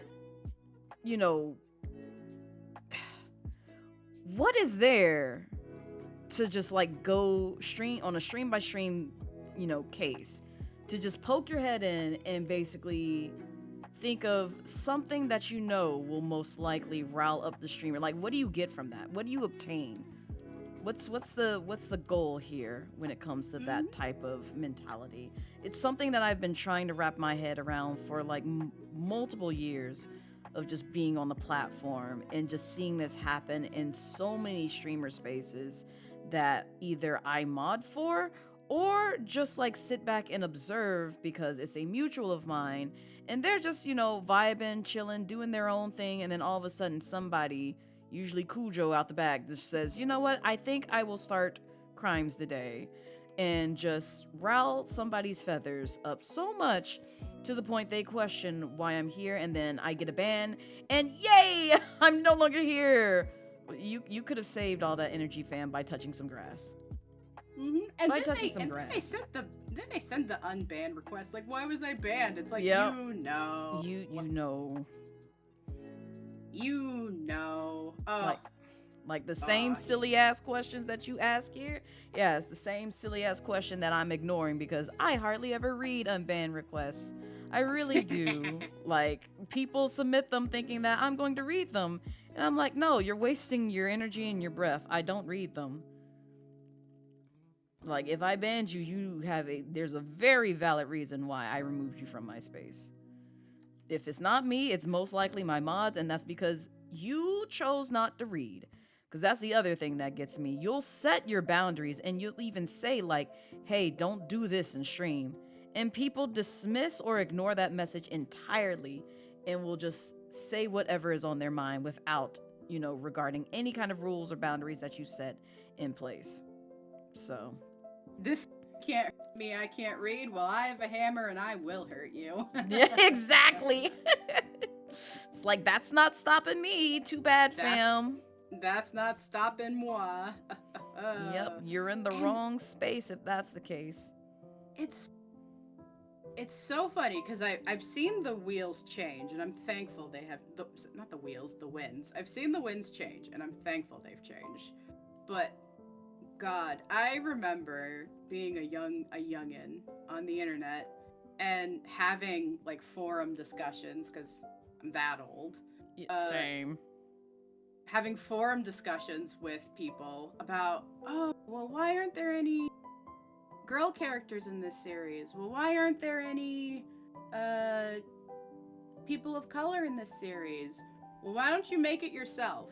Okay. And then we all did. We went to school. We learned, the knowledge we needed to. We made it ourselves. And then all of a sudden, people started getting mad at that. When we started making things for ourselves, people started getting mad at that. Well, what's with all of this gay crap? What's with all of this black crap? What's with all of this black and gay crap? What's with all of this? What's with all of that? And then you realize they didn't tell us that to make us go do it. They told us that to shut us up. Yep. And that's the end of it. And I remember learning that when I learned that no one told you that make your own stuff yourself to do anything other than shut you up. And then you're free. You don't have to make anything for anyone but yourself because that's the point. They didn't tell you that. They didn't tell you that. They were telling you to make stuff. They were telling you to keep making stuff for them and make the world revolve around them. No.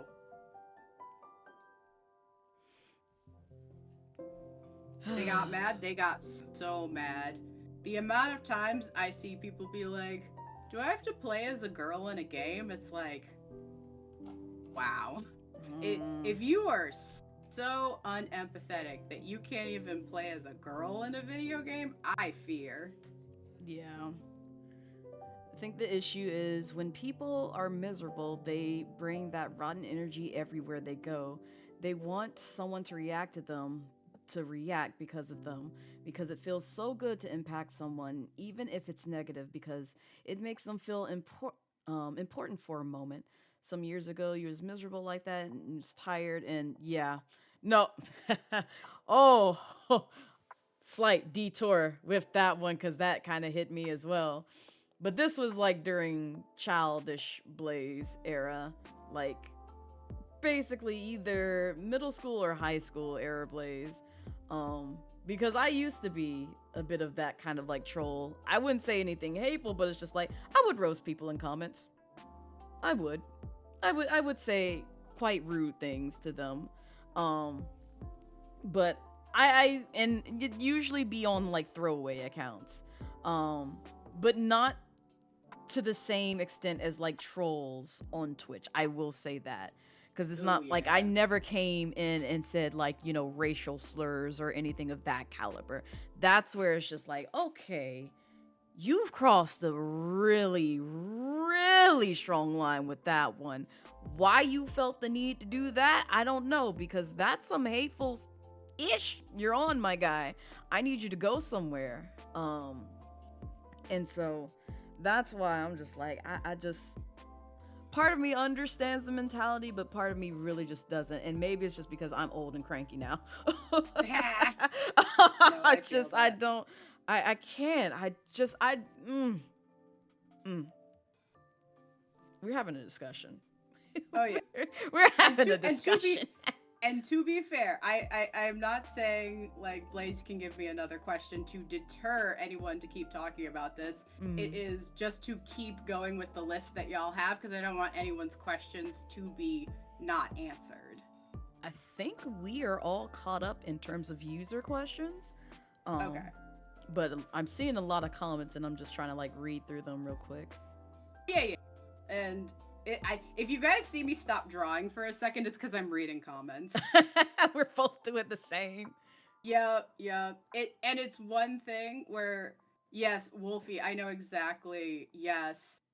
Thankfully, that mindset has kind of gone away. Like, you still see some people out there that are like, I won't draw black people, but thank God it's died a little bit since, 2008.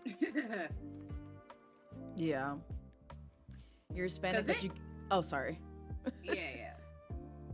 You're Hispanic, but you get so angry and upset when artists refuse to work with someone who's black just because they don't know how to draw black people. You yourself adore and love POC characters. Even had a POC friend tell you how an artist said you give people. You people. Oh Lord. Yeah, Sorry. you. I don't like that phrase, but it's just like I hear exactly how you said this. Oh, always get so. Ooh. You people. I don't. Yes, that part, Bento. I don't. I always pause, and there. Okay, I will say this. Everyone go watch Sonic Boom. If you've never seen Sonic Boom, please go watch it if you need like a good laugh, but also something that's relatable to things that happen in society today. Because Sonic says those words. I'm just pointing that out, and he gets called out on it. Yeah. I'm sorry, but it's just like I'm filled with so much rage every time I see those two words next together, and I'm just like in the same statement, in the same phrase. I'm like, why would you ever say that? I'm literally about to flip over tables and just crash out on y'all. Please don't. Oh.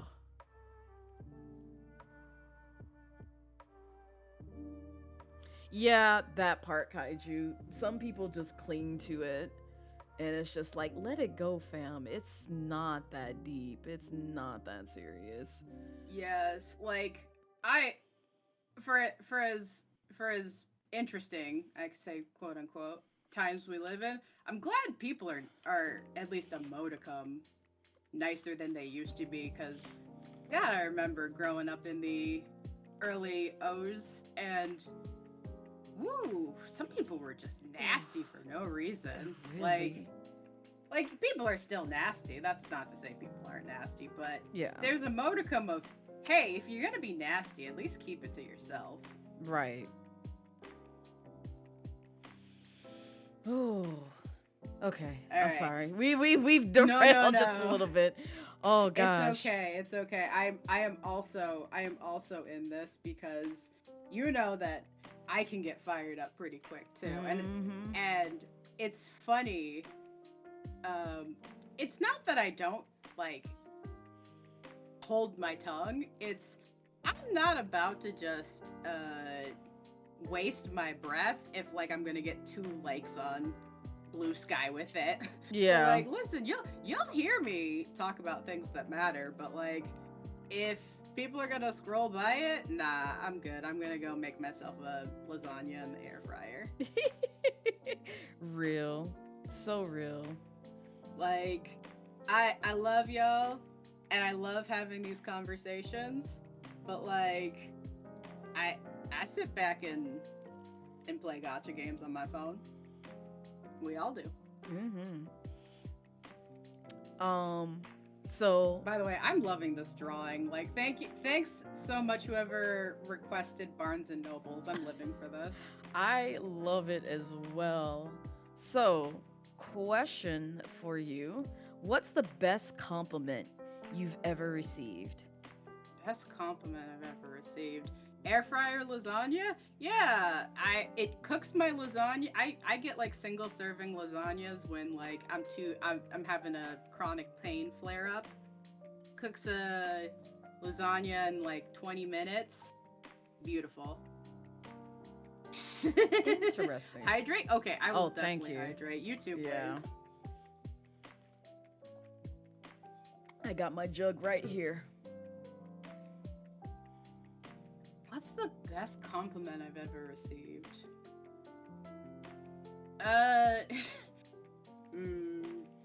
Think about it. You know what? I will say,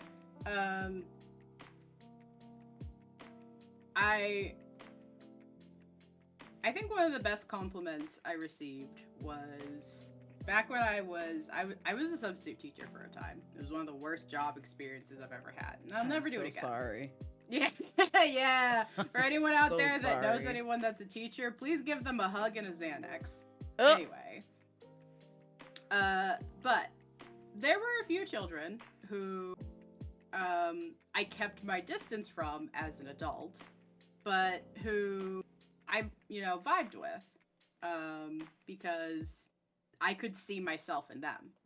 And there was one point where there was a young trans child who very much wasn't out, but for anyone that knows what I'm talking about, when you see an egg, you see an egg. And I was giving this kid some support and talking to them. And they gave me a compliment I've never come across before, but I don't think I ever forgot. And they said, "You have a nice voice," which I've gotten that compliment before, but they said, "You sound like you're happy and comfortable with how you feel on the inside." Aww. And that felt so nice because that was a time when I was not happy with a lot of things, but I had just had my top surgery. So it was one of the nicest points in my trans journey. Nice. So even though I was like suffering in terms of like finding a job and my art career, I did feel like I was very much who I was. And for someone to see through that, I was like, you know what? I'm going to remember this for a while. Aww. I love that. That's so sweet. Because for anyone that has heard me, I do sound distinct. I do not sound... I sound like a mixture of masculine and feminine. But for anyone that knew me growing up, for anyone that knew me while I was growing up, my voice was a point of contention for a lot of things because I did not sound feminine as a child. And a lot of things were called into question that, gave me reason to not like the way I sounded. And so as I got older, I just got used to how I sounded, and to know that I sound as happy with who I am on the inside as I do on the outside, yeah, I really like that comment. And what Bento pointed out, I like your voice too. I like your voice too, but it seems like everybody in chat is like that as well. It's just like that's such a reassuring compliment, honestly, because it gives you a lot of comfort in terms of like not only how others may possibly perceive you, but also your identity and just kind of feeling seen in that moment.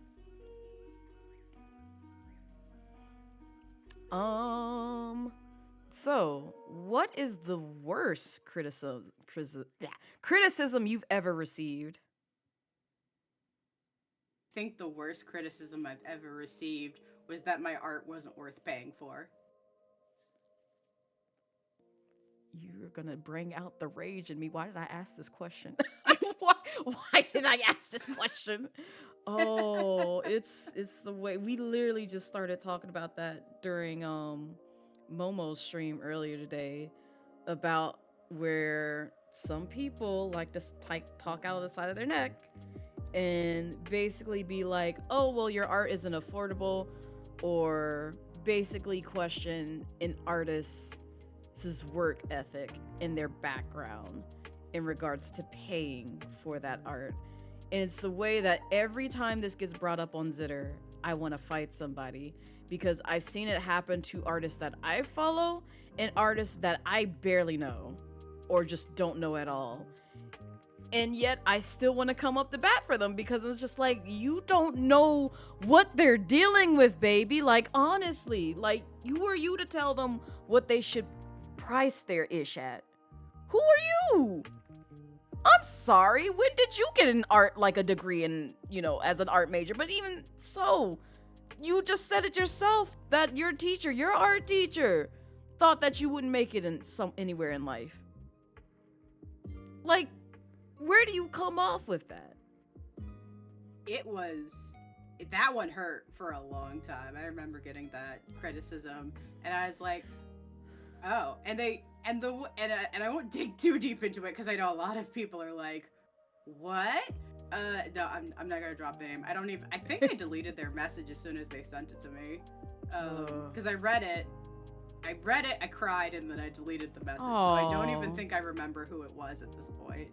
But the topic came up where I was like, why am I not getting commissions? Why does nobody want to read anything I'm putting out? Blah, blah, blah, blah, blah. I was very insecure about my art. And it invited someone to say, well, your art just isn't worth anything. And I had a very long crisis about it. And it was at that point where I was like, you know what? One, I don't give criticism to people who don't ask for it anymore. And two, after I was done crying, because I cried for a very long time, I realized, well, if my art isn't worth anything, and I'm the only one making it, and if it makes me happy, then I have no other reason but to keep making my art for me, to make me happy. And it was kind of freeing at that point. So this is not to say that if somebody is horrifically mean to you that they don't deserve to have their face punched in. But sometimes somebody will knock you upside the head and you were left there dazed and you notice, hey, you know what? I can turn this the other way around. Now, did they deserve to be dragged across the internet? Yes, this person absolutely did deserve it. They were very, very cruel to me. But in my own space of dealing with someone else's cruelty, it was a moment of realization.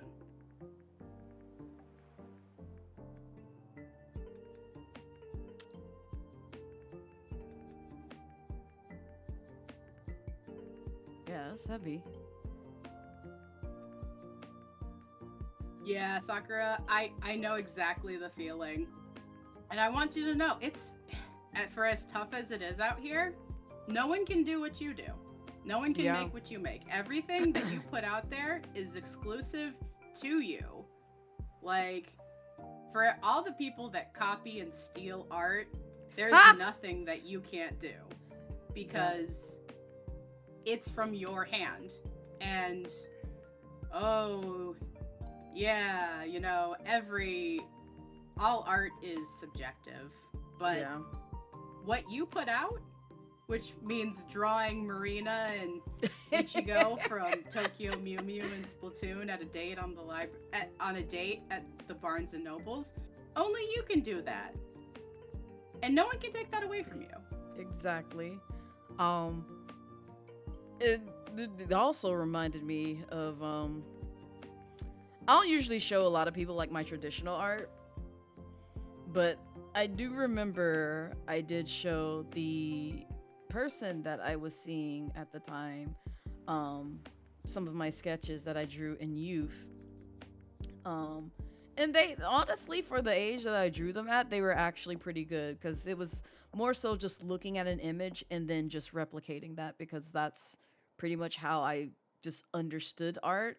And I still do that today. Like, I use references to kind of like get an ideal of perspective. No, it's not, 100% perfect, but I draw dang near close.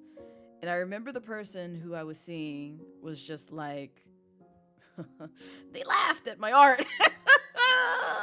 They laughed at my art and was just kind of like, I don't know, it's like their response toward it was very demeaning to the point where it's just like I got in a headspace where it's just like, well, now I don't really want to show my art anymore. And it's even to this day, it's just like it's still hard for me to show my art um in the digital space because I'm afraid I'm going to get those criticisms again, and I just really don't want to. But like at the same time, I understand, you know, art takes time. The skill takes time. Um, Understanding various concepts and bits and pieces when it comes to art takes time, and nobody's gonna be right out the gate perfect. Like you really have to put that craft to practice frequently um, before you just kind of like say, well, this ain't really for me. But also, it's just one of those things where it's just like, I don't know. I love art. I don't want to hide it forever. And even if people look at it and it's just like, man, this art ain't even all that great. This still expresses how I feel and where my mind is kind of like at when it comes to like my art, because like a lot of my pieces that I draw are very emotion based, which is why I really cannot take commissions, because it has to come from some place where I genuinely um feel this and feel like drawing this, instead of just, well, I just want to make it this like a, cash cow type of thing where it's just like I'll take in commissions, don't know what the F I'm doing, and, hopefully people are just satisfied with it and just go about my day.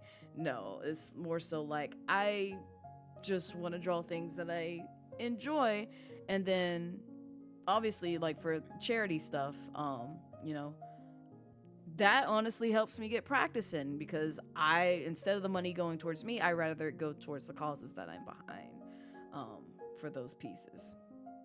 So Yeah, commissions.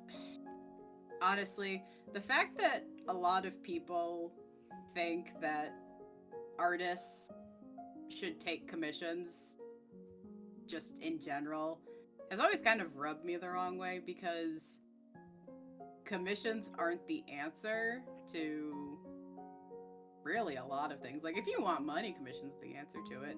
But I know a lot of people who are hobbyist artists who start taking commissions and it burns them out and it makes them feel like art isn't for them, or they feel like they can't connect to their art because it's for money, or it's on a timer, or it's not just for the love of the game. And I I know why so many people take commissions. Yeah, not every hobby needs to be exactly. commercialized. Not every hobby needs to be monetized. And if you love an artist, maybe don't ask if they take commissions. Maybe have the first maybe not have the first thing you say to them be, "Hi, do you take commissions?" Maybe say, "Hi, I love your art. I really like when you draw art of this fandom." And then maybe ask later. But I have known people who don't take commissions and they are badgered by either people in their community or people in the fandoms they're in to take commissions. And then it's not fun. And then people feel they have to take commissions and they're being not priced out, but, oh, well, I have less skill, so I'm going to charge less. And it creates this air of everybody's just not mad at each other, but nobody's. It feels like coercion in a way. And not in the sense of not that the commissioner or even the artist is being coerced, but this idea of art being always available for purchase and for sale, and not just for the act of creativity in and of itself. Like, I would rather an artist keep making the same thing for the love of it than sell their soul to, keep in the mind's eye of the cultural zeitgeist. Mm. Like, if you want to draw your VTuber walking in the park, going on dates, getting ice cream, doing the dang thing because it makes you happy, then do that. And if you can't find time to draw what makes you happy, then maybe evaluate what's going on. I know we got bills to pay. I know a lot of people got bills to pay. Like, I can't get on the milk crate of, hey, if commissions are making you sad, don't take commissions, because some people gotta take commissions. Yeah. But I see a lot of heartache from the general idea that if you're an artist on the internet, well, you must take commissions. It's almost weird if someone doesn't take commissions. And then if everybody takes commissions, well. So, speaking about commissions, because I see this in my roster of questions to ask. Kelsey, have you ever considered doing 18 plus or not safe for work content, whether it be artwork or just stuff involving your content or your VTuber avatar? Love this question. Oh my god! Not you love this question! I love this question specifically because everyone's afraid to ask me that. Oh, I love it! Yes, I'm so glad I asked it! Everybody who I have known is like, would you draw NSFW? Yeah. I mean, just to answer the question simply, yes. And would I take an NSFW commission? Yes. Okay. I guess the thing is I am very private about my... Is desires the right word without sounding weird? I don't know. No, you could say that. Take care, Wolfie. Thank you for dropping by. Yes. Have a good rest of your day, Wolfie. Thank you for enjoying the stream. Okay. I'll put it like this. I don't think if something is happening between two consensual adults, I don't think you should make fun of people for it. I agree. Like, there's a time and a place, obviously, to make fun of things in life, because life is funny. Life is really funny. But I have never been the type of person to find humor in degrading something that I find unpleasant. So, and to be fair, I exist as an adult. I exist as a person who's had a sexual life, I guess. But so much of talking about NSFW material becomes about, well, I'm not into that, so I mean, I'm okay. I'm into this, so you don't have to worry about that. And it's like, listen, I'm not judge, jury, and executioner for your kinks. If you got a reason to be afraid to tell me in a private Discord call what you're into, I don't think that, I think maybe you should talk about it with somebody else, not me. Agreed. But I specifically come off to a lot of people as not unsexual, but like lacking in an air of interest in sexual content, mostly just because I'm a very private person, and I don't think I don't want to run around saying, oh, this is funny because it's so gross, haha. All people who are into that are gross, right? Ha, let's all get a joke in on these people that are into this, right? Like, I just don't think that's funny. I would love to draw a bunch of fun and sexy stuff, but here's the thing. I'm not gonna draw it if you're gonna get off making fun of whoever is into it. Like, you can take that somewhere else. Yeah. And it's just like, it's the way that people's reactions towards NSFW. It's okay if that's just like not something that you like. You have every right to just be like, yeah, you know what, I'm not just gonna look at this, or just not enter that person's stream or creative space. Cause I get that. I get that a lot. Like some things that people post that is NSFW, I'm just like, I am with that, chief, but you know what? Go off. I understand this is what you're into. I'm fine with that, as long as it doesn't cross that weird boundary, which we won't get into because that's the whole. Some is just like, yeah, you should probably say no to this, like a strong no to this, if somebody ever comes to you with this type of NSFW commission, if you get what I'm saying. But in terms of people just like doing their thing, or just like sex workers doing their own thing, don't harass them, don't berate them, just let them get their little bag, do their own thing, and just go on about your business. There's no need for all this sort of like negativity towards artists who are just genuinely drawing what brings them joy and what makes them happy, or that they're willing to draw for other people as commissions. Because like the way I've been trying to find like not safe for work artists, man, I'm telling you, know somebody sending them my way. I'm just saying. It's but hard out here. It's hard out here. It is. Like, I will agree with you. As somebody who is a very private person that has a list of people I trust with my characters and what they do that I'm into, the list is short, and I'm sad about that. Yeah. And it's... You have NSFW art tag. No, you weren't supposed to read that out loud. Oh my god.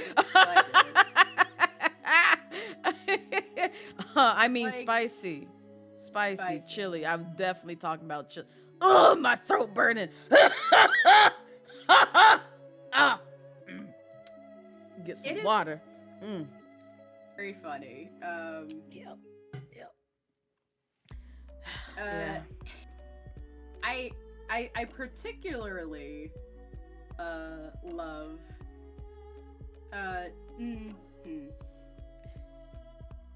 I guess I'll put it like this. As a streamer, I've finally sloppy. I have finally learned that it took me a while, but you don't always have to answer somebody's question.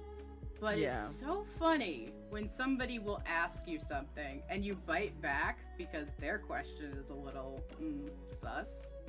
And the shocked Pikachu face they give you.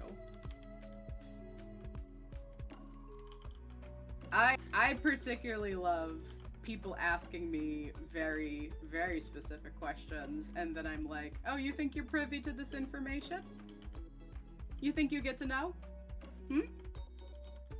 But do you really want the answer? Or are you just trying to be snide?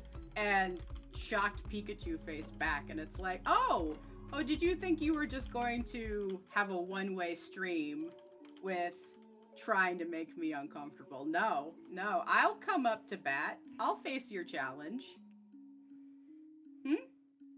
Oh, you're suddenly uncomfortable. Okay, well, you know what? We don't have to have this conversation. Flick, goodbye. Yep. So, my next question, which I feel like every content creator goes through this period at some point, if not once, multiple times, when it comes to their journey in content creation. Have you ever felt stagnant with your content? Oh, yeah. Every time I get obsessed with my numbers on Twitch, I stagnate. And every time I start thinking about, like, how many people are in my stream, I start stagnating. And every time I start having fun and doing things that I want to do, it immediately becomes the opposite. And I particularly love whenever I think, oh man, maybe I should just quit. And then the next day I do something silly and strange, and then immediately my community shows support for me. So usually my stagnation is a culmination of usually my anxieties and fears about things going on in my life, or just subjects or life events that aren't fun. But at the end of the day, I know that I'm not stagnating. Or if I am stagnating, I'm at least maintaining a level of quality where I am not putting out something specifically that will hurt somebody. Because I think one of the worst things that you can do as a content creator is to put out content to hurt people. Yeah. There are a lot of content creators that make content specifically to hurt people, or to incite violence, or to be nasty. And I think being stagnant is fine. Do I hate stagnation? Yes. But I never want to hurt somebody. I never want to go out of my way to hurt somebody. And I think that's just where I lay my baseline of, is I can be boring, I can be not entertaining, I can be so many things, but I'm never hurtful. Yeah. Real. There's a lot I would love to touch on with that one. But I will refrain. That's a whole hour topic. Yeah, that's a whole hour topic, especially in this space. Good Lord. VTuber corporations. What are your thoughts around that? And have you ever considered joining one during your VTuber journey? I mean, does when VShojo was asking people count? Because I think everybody did that. Okay, everybody, not me. I am not everybody. I always avoid those. Like, okay. Yeah. I watch from afar, and I've also seen the sort of things that people submit to them, and the way that their stuff is tailored. Like, someone who I didn't even know they were following my content, I looked at their submission to VShojo when they had it open, and they got declined. But when I watched it, I was like, oh, ain't no way would I made it if I did my own thing, because I wouldn't have done half of this stuff here. This blows my stuff out the water. I would hire them than me.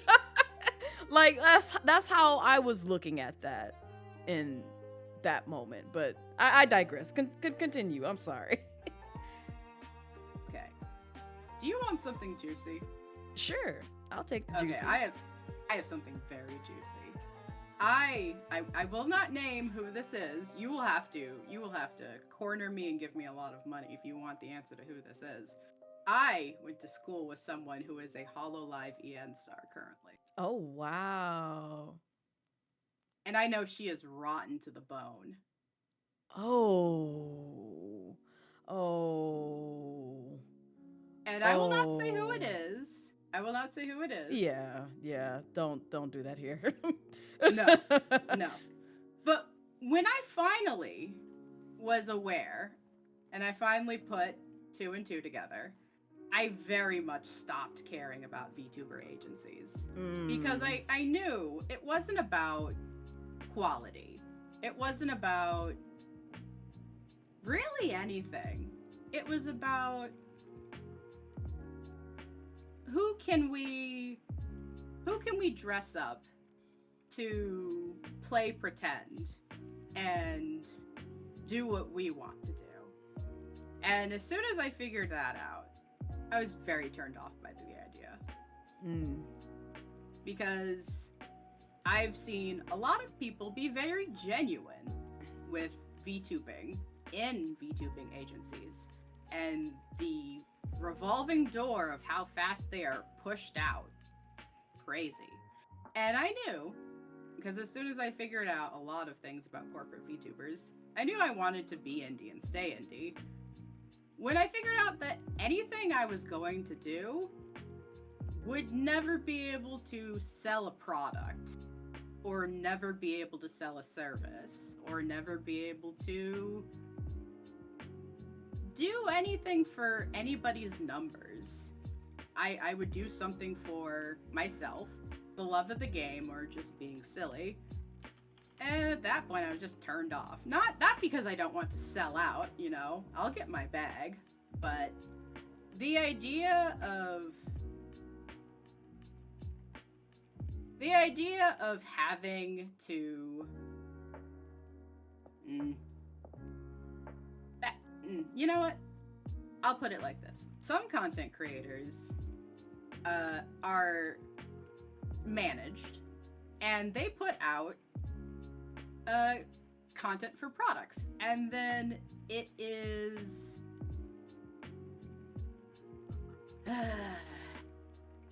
it's one of those things where I know that as a independent creator that I will fly under the radar for multiple years, and that is fine.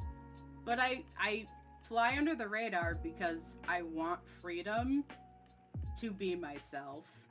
And being yourself in a lot of corporate spaces requires a certain, not fetishization, but othering that I'm not comfortable with.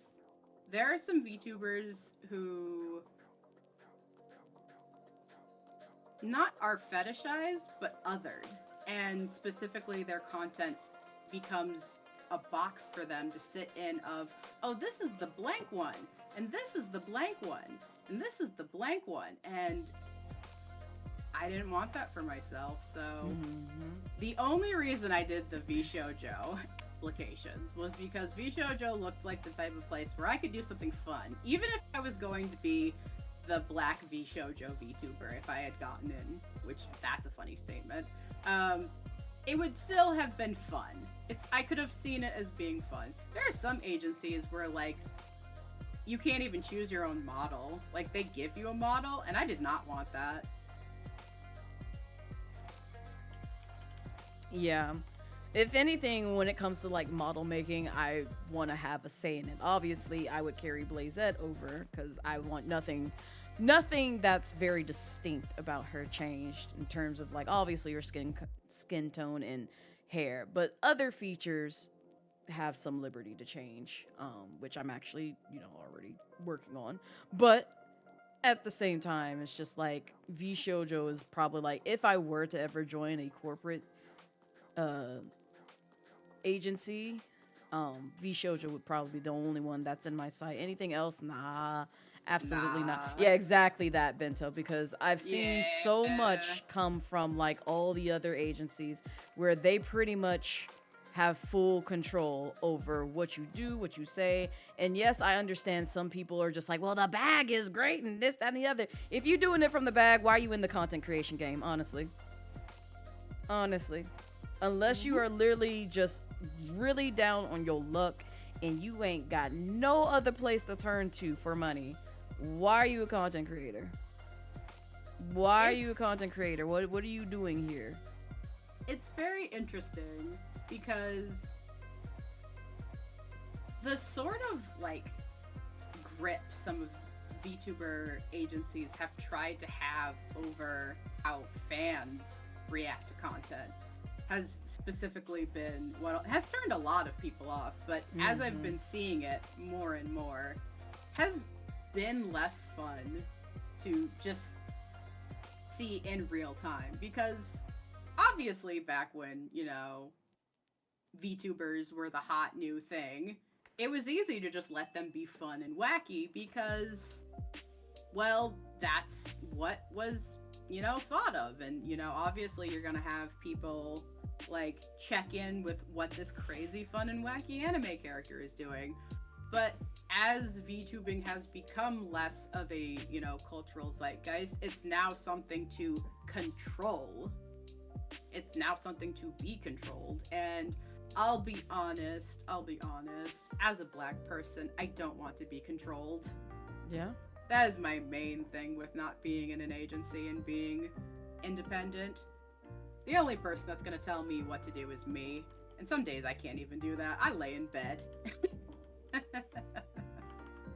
Yeah, no. Honestly, so real. Like, just please. I wanted to do that so bad this morning. Because I was just like, well, no, I didn't tell you. That's right. Because I know yesterday I was out and about.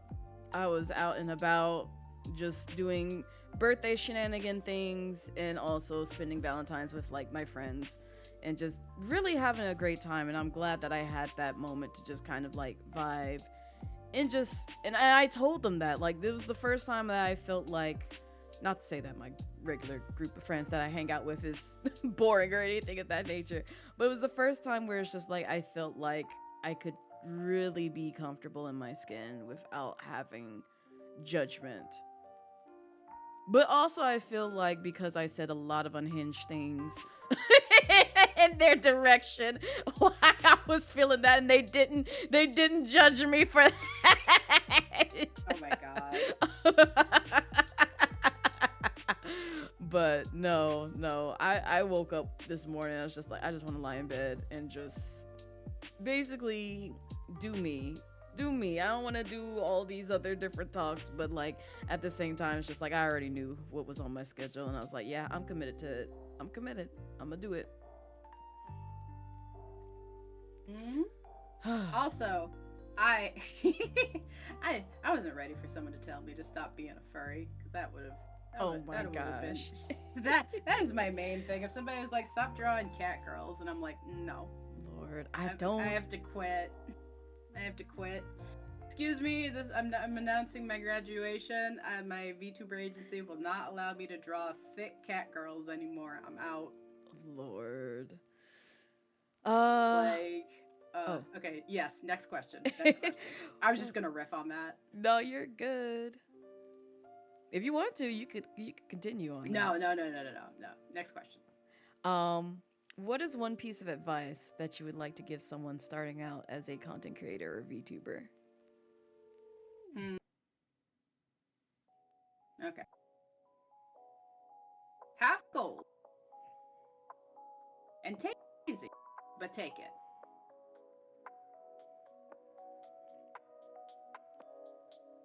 Wait, that was it?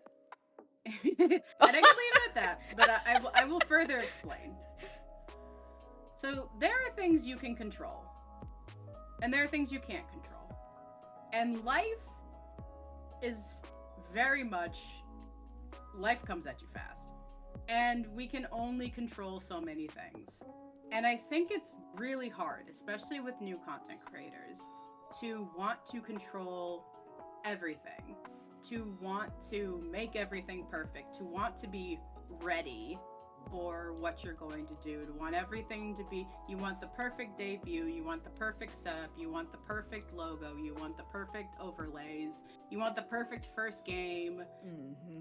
And you start it and then you have scuff and your game audio isn't coming through, or your computer blue screened in the middle of your stream, and things happen that aren't out of your control, and you break into tears and you have a meltdown. And that's my personal experience. And I think the number one thing, and this is me mostly just going to tell what I would tell myself that first year of VTubing, is as cheesy as it sounds, be yourself, and it'll be okay if the next stream is not perfect. Yeah, that's real. That's some real advice. With that said, what is the biggest challenge you faced as a content creator, and how did you manage to overcome it? You know what? I'm gonna be real as fuck with this one. My biggest challenge as a content creator is being overlooked because of preconceived notions. Yes.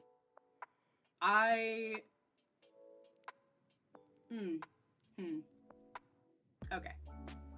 So, I love VTubing. I love that VTubing and streaming has become a easy thing for people to do and for people to enjoy. But that means there are a lot of people doing it. And when there are a lot of ooh, I don't know what that was. When there are a lot of people doing something, that means that there is a large market for people to for people to dive into and enjoy. And again, back to my earlier advice, you can't control people. You can't make people watch you. You can't make people follow you. You can't make people stay your entire stream and chat the entire time you're streaming. To try to do so will drive you mad. And even more, to get mad at people who don't even exist, or people who are, one, living their lives, and two, interacting with your streams but not in the way you want to, isn't gonna get you anywhere. If you're mad that your stream is full of a bunch of lurkers and no one's chatting, make yourself more talkative. Give yourself something to say that will pull people out of chat. Do something new. Have some self-introspection.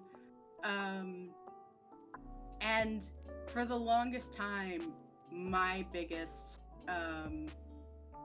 turn away was I would see people, because I'm on different people's streams. I don't necessarily guest, but sometimes I'm helping someone fundraise, or I'm doing an event with another streamer, and I'm not acting. I'm being myself. And I am myself when I stream. I don't be anyone else when I'm streaming, because one, I have autism. I can't really be anyone else. I'm not good at acting. And two, it's kind of tiring to be other people, to be honest. Yeah. Every time I've tried to do it, I get really tired. But I've had people who will be into the same things as me, or be into the same sphere of interest that I'm in. And then they take a while to come around to me for whatever reason they have. Either I'm black, I'm non-binary, I'm feminine, I'm blue. That was a weird thing. Once somebody was like, I don't know if I like that you're blue. I was like, what? Who? Oh no, who is this? Who is this? I'm about to throw hands. Who is this? That was a weird one. But there have been times where I've had people suspicious of my content, even though I'm definitely somebody who they would like. And so I'm at the point where if you don't want to follow me, I'm not going to ask you to follow me. I don't ask my friends for shout outs when I'm on their streams if I'm just hanging out with them, because if you like me, then you'll just see my name in the tags and follow me from there. I'm not going to look for a shout out. I'm not going to look for an endorsement to a community that has no interest in looking at me. If I'm in the background as a guest on your favorite streamer's stream and you have no interest in me, you know what? That's perfectly fine. I'm not going to fight to be your Oshi. Yeah. Honestly, well said. Well said. As a creative, how do you navigate taking care of your physical and mental health? Taking breaks. Okay, bold and strong with it. Love it. I gotta take breaks more, but taking breaks. I know we said earlier in the streams, streaming is a monster that will consume you. You gotta know when to fight back against streaming, and you gotta know when to take breaks. And, you know, yes, I love streaming. Streaming has given so much to me. It's given me my love for art back. It's given me the ability to be more confident in myself. It's given me the ability to meet so many important people in my life and be a part of so many important people's lives and being part of so many events. But if streaming would put my life in danger, I would drop it in a second. And it took me a while to come to that decision. Right. And it was hard to come to that decision. And I think realizing that taking breaks and taking steps to, keep my mental health at an equilibrium is more important than streaming in and of itself. And it's kind of like that joke that forklift certified people make. It's if you don't schedule a maintenance for your vehicle will have a maintenance issue on its own damn time. Because life comes at you fast. And I won't get into it, but I know this stream has had a lot of heavy topics, but I won't get into it. I've recently had a loss in my family, and I knew I needed to take time off. I streamed the last stream before I went on hiatus, and I took a week break. I took a 2-week break, I think. To look at the grass, to feel the sun on my face, to build back up the ability to be in front of an audience, because I wasn't ready to be back in front of an audience. I was very much hurting, and you know, a little bit about myself. I lash out when I'm hurt. I am very much one of those people that I self-isolate because I can be mean, I can be nasty. I will lash out sometimes when I am hurt. And I knew to take myself out of that position, out of that space. And it takes a long time to become, what's the word? Grown up, adult. It takes a long time to realize something like that. Yeah. A lot of people I've seen will take to streaming when they are unwell and lash out at their community or lash out they care about because they feel some need to. And it's hard. It's hard. And I definitely always recommend people take breaks. I always recommend people take care of themselves, because a lot of people are I've talked to my streamer friends about this, and the stream doesn't exist without you. So if you don't take care of yourself first and foremost, then there is no stream. Even if you're not streaming, then why have a stream? And because I've streamed when I'm not at my best. I've streamed when I've had stomach aches. I've streamed when I've had headaches. I've pushed through for a stream, but I've never pushed through for a stream when I felt like I was about to bawl my eyes out. And yes, oh god. If I ever sit in my chair and my entire face starts to hurt and my mouth gets salty, which is my physical cues that I'm about to start crying, I immediately turn off my computer and I immediately go sit outside and I immediately take myself away from the space. Yeah. Because I know. Because I've lived with me my entire life to take myself out of that space. So real.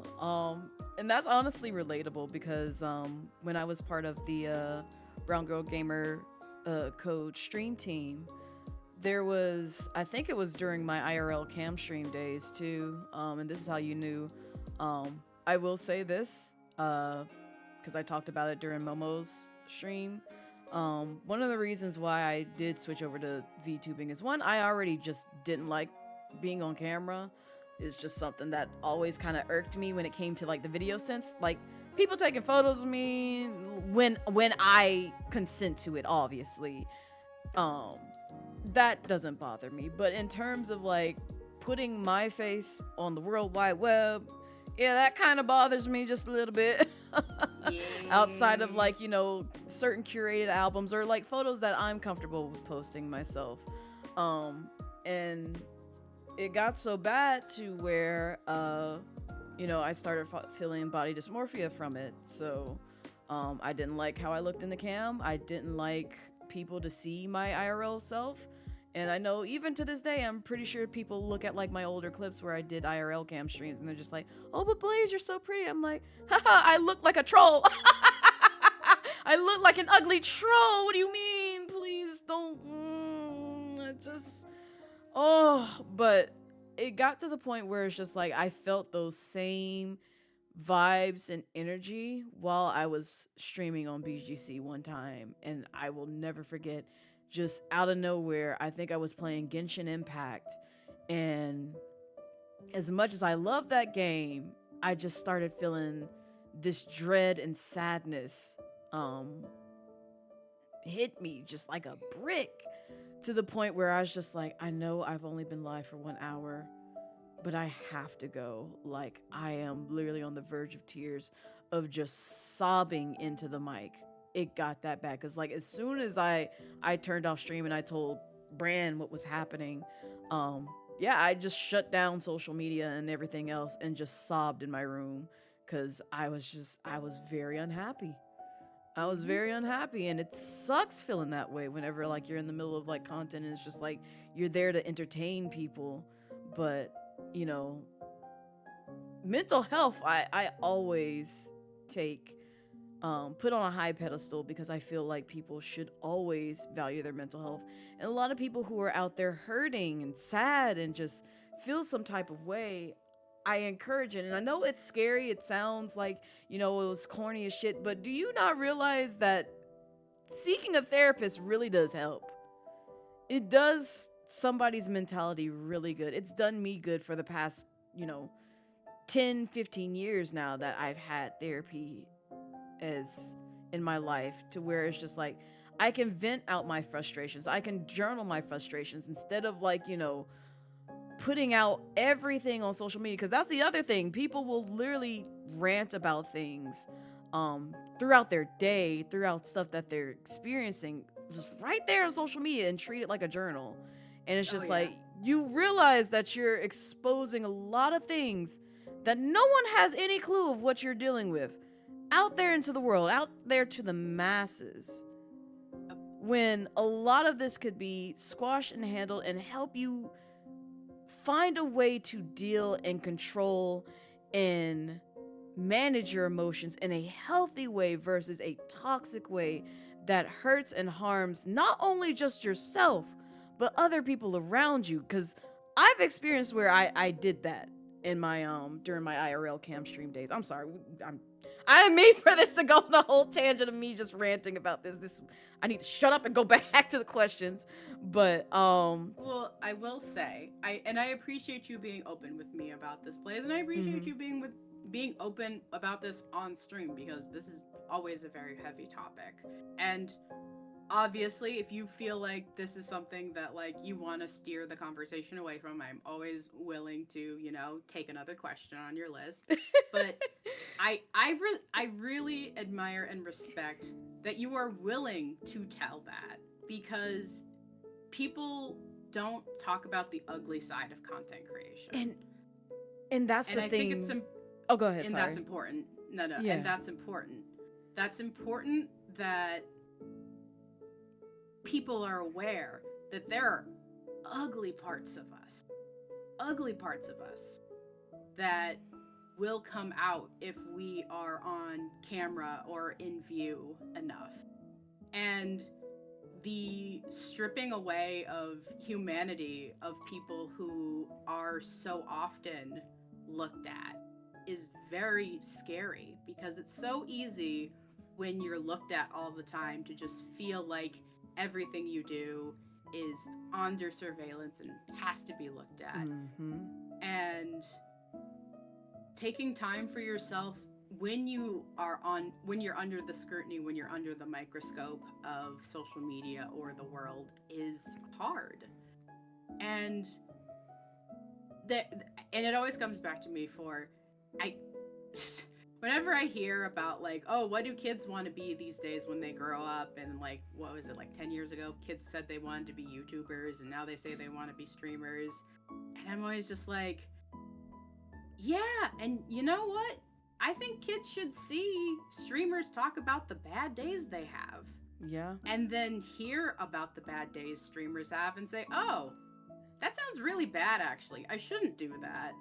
Like, hear somebody, interface with them as a human being, get to know them, hear their story, and maybe if you have some sense in your head, you can realize that, God, so many things are going on, and we're all human just trying to get through the day. That part.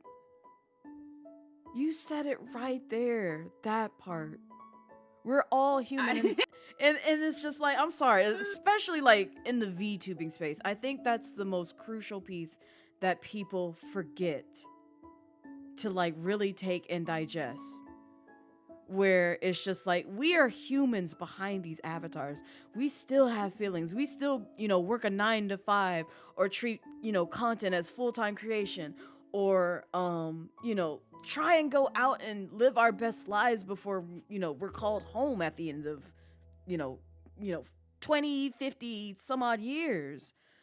But it's just like, people almost have no empathy when it comes to sitting down and really realizing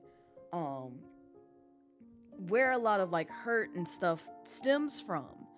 And that's why I say therapy is so freaking important, because some of the things that my therapist in particular, when they hear me speak and when they see certain actions that I describe to them that I take, they hit the nail on the head 9 times out of 10 as to why I feel a certain way or where it's stemming from.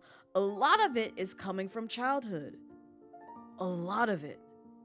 Childhood incidences that I've had, whether it be with my family, whether it be with different environments, because, I will say, just to briefly glaze over it, my childhood life wasn't all that, rosy and daisies. It was kind of toxic. But I also had moments where, like, even with school, I got removed from public, put in Christian, and then put back in public again. That transition between those two types of environment, there is a lot of things that I had to, like, basically sit down and understand why I felt a certain way or why I went through those sort of periods in my life. Because that did warp my mentality to some degree, and it also, aided in the way that I think about things critically, either today or in the past. And it's just like, I guess what I'm getting at is just like, instead of just balling up those feelings, and I understand not everybody has the money or the funds to go seek a therapist, but there are still resources out there that are to your disposal to where you can seek the help that you need.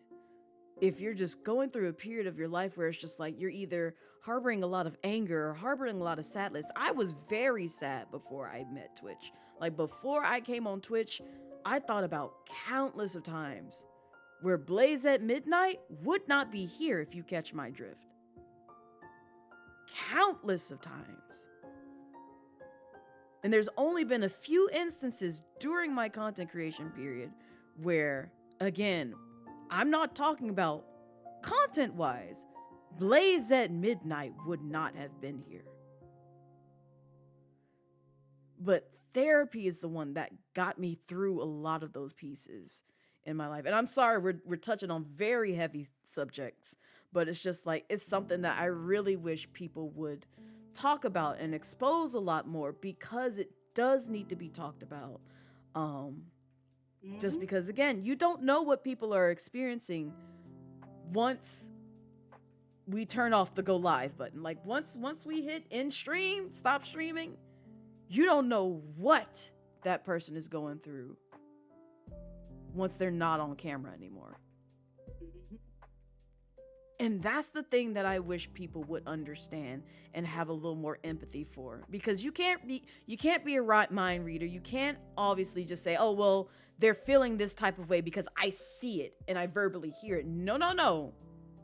There's a lot of variables that come into play when it comes to a person speaking, or like their actions that they take when it comes to this platform.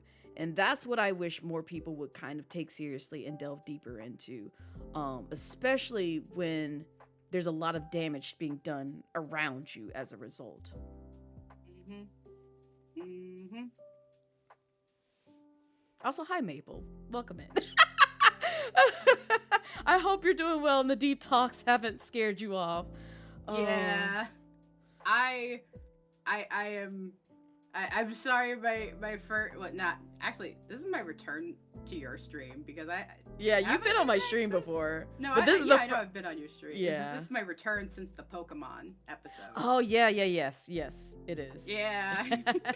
I'm sorry for anyone that's like getting the whiplash of me being the funny Pokemon art person to me having galaxy brain nuanced takes about the experience living in a capitalist society. I'm sorry, but also I'm not sorry. Yeah. And no. Speak your truth. Yeah, and I will speak my truth because you know what? You wouldn't have brought me on to speak my truth if it wasn't. Exactly. I was trying to find another question for you that's more so geared towards happy. Yeah. And we can have something late. I know. I had one for you. I want to say it was like, what's the most exciting thing that you've experienced when it came to your stream? Okay, so I'll bring up and actually y'all can watch this stream. It's actually on my I think it was for my Valentine's Day stream. And I think I'll answer the question right out and just saying doing new things is probably my favorite part. So yesterday I had a stream where I took my chat on a fake date with me, and I, was hamming it up, pretending to be this in love streamer, talking with their chat and having dinner, but like there was something deep and dark, mysterious going on in the background, but like don't worry about that. And then at the very end there was a twist, and I think in that moment where I could tell a story creatively and have control over it, but still be able to live see the reactions of people. Because I've seen people react to my art after it's done, and there's a difference between seeing your art when it's finished and when you're starting it out, but to see the reactions in my chat when I revealed that I had dug a hole, I had dug a grave for them on the Valentine's Day stream, but I was gonna take them to see the fireworks after dinner, was priceless. And I think in that moment, I realized, okay, I'm sharing who I am. I'm sharing my comedy. I'm sharing what I find funny. I'm sharing a part of myself with my community, and to get back such a genuine reaction as people like having the "No, don't kill us, please." And then I did the thing where after I killed chat, I played the Dark Souls "You Died" music with like the text that said Happy Valentine's Day. Oh my god. And to like basically have like a little play I could do with like JPEGs and PNGs while I was like pretending to have fun, but everybody else was having fun, and it felt so pure and self-indulgent. And I think that's moments like that are why I keep streaming. Like moments where I can just do something silly for the fun of it and for the love of the game. And I think that's why I've stayed a streamer for 3 years, is that there's always something that I can do with how I am as a storyteller, how I am as an artist, how I am as a content creator, how I am as a video editor. There's always something where I can throw pasta at the wall, metaphorically, of, you know what, let's do this, let's do that. And there are people there who have decided, and they're a part of my community, who have decided that, you know what, Kelsey, I vibe with this. I like you throwing pasta at the wall in my face. And I don't think I would want to give that up for anything. And yes, as stressful streaming is, the genuine interaction and the genuine space of just having wholesome and genuine conversations with people, I think is what has made streaming a lasting part of media in our society. Because if streaming was just going to be a one-off fad thing that died after, everybody was into it, then it would have. But it's normalized. People watch streams while they eat. People watch streams while they're at work. People watch streams while they're doing the laundry. Like, streaming has become a part of people's life. It's not a new thing in people's lives. And I'm sad that streaming is not a new thing in people's lives, and I can't keep or cooking. Yes, thank you, Brass. And it's you can find streams in parts of people's lives, and to be a part of somebody's life, even in a minuscule way, I think that's really cool. It for me, it puts me closer to my dream of being an author, and puts me closer to continuing the cycle of creativity that inspired me. If somebody is listening to this stream and they've listened to us talk for the past 3.5 hours and they listen to us, and at the end of it they come out with the idea of, well, I have a more nuanced idea of being an artist, being a content creator, being a YouTuber, being a streamer, being a Vtuber, and I still want to do it, then that's all that matters. I mean, coming on and just talking to you has already been like a lovely experience. Aww. But I will say, if one person comes out of the stream and is like, yeah, I definitely want to take what has been said here and apply it to my life, I like that. I'm happy with that.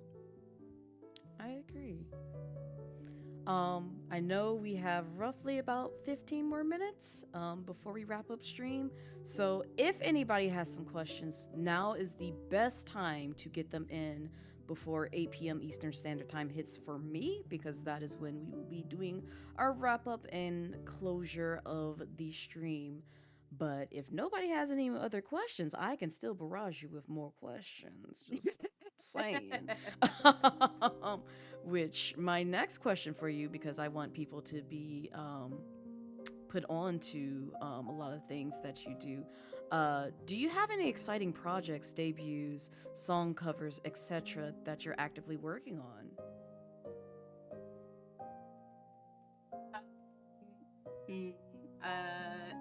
Aw, thank you, Salem. I appreciate. I know that there's a part of me, and I know it's also in there for YouTube, Blaze, that's like, oh, we've talked about such heavy things. Oh, I know. No, we're gonna push people away. But I know there's also the part where I've listened to people have deep discussions, and it's made me feel seen. It's made me feel heard. It's made me feel loved. And I know in that part that is important to hear from people, that even though we've gone through a lot of stuff in this conversation, it's still mattered, because it's put people in a place of, hey, I'm being seen right now. Oh, okay. Right. Tycho has a question. Yes. If there was nothing holding you back, what would your dream job be? Okay, if I had nothing holding me back and $10 billion fell from the sky, so this is a very out-of-pocket one, I would own and design my own theme park. Ooh. I love theme parks. I love experiences. I love acting. I love pretend. I love the thrill. I love the magic. I love immersion. And I think if literally no money, nothing holding me back, I would create my own theme park, and it would be whatever name I came up with, but it would be a place for me to employ onto the populace these stories, creations, morals, and ideas that I think are important and should be told. And I don't know what that would look like. I mean, if it was really in a space of, well, what would you make? What would you? I mean, obviously, you have to have roller coasters and haunted houses and merry-go-rounds and stuff like that. But what would be some small things that you would put? I don't know. I would have to sit down. And like plan my dream theme park. But if I was to have no limits on money, time, anything at all, had a crew of people to do it for me and paid them all fairly and go to the moon with it, I would have a theme park. And it would be my theme park. Nice. So, oh, okay. yes. Rimu has one, yeah. Oh, well, there's also one above Rimu's. Okay. With Evelyn, where they, or Evelyn. I hope I'm saying your name right. I am so sorry. I think Evelyn is Run. I hope so. Yeah. How do you? Have you had an experience with parasocial people, and how do you handle that in establishing your boundaries without sounding ungrateful for support? I had a stalker, actually. Oh no. And that was a really scary one because they showed up at a convention that I go to, and that was really, really scary. And I to put myself in the space of, one, my safety as a streamer, as a content creator, is more important than sounding rude or ungrateful.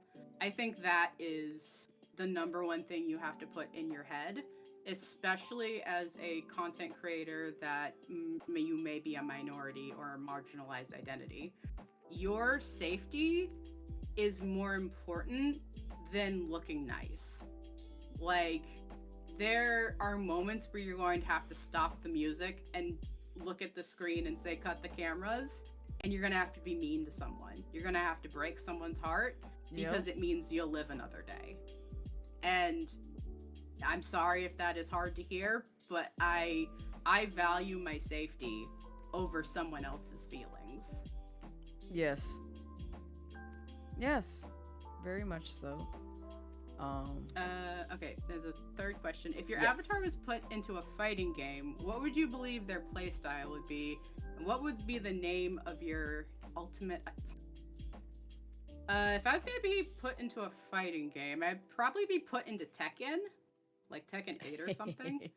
And I think my playstyle would be like a character that is easy to easy to play but hard to master.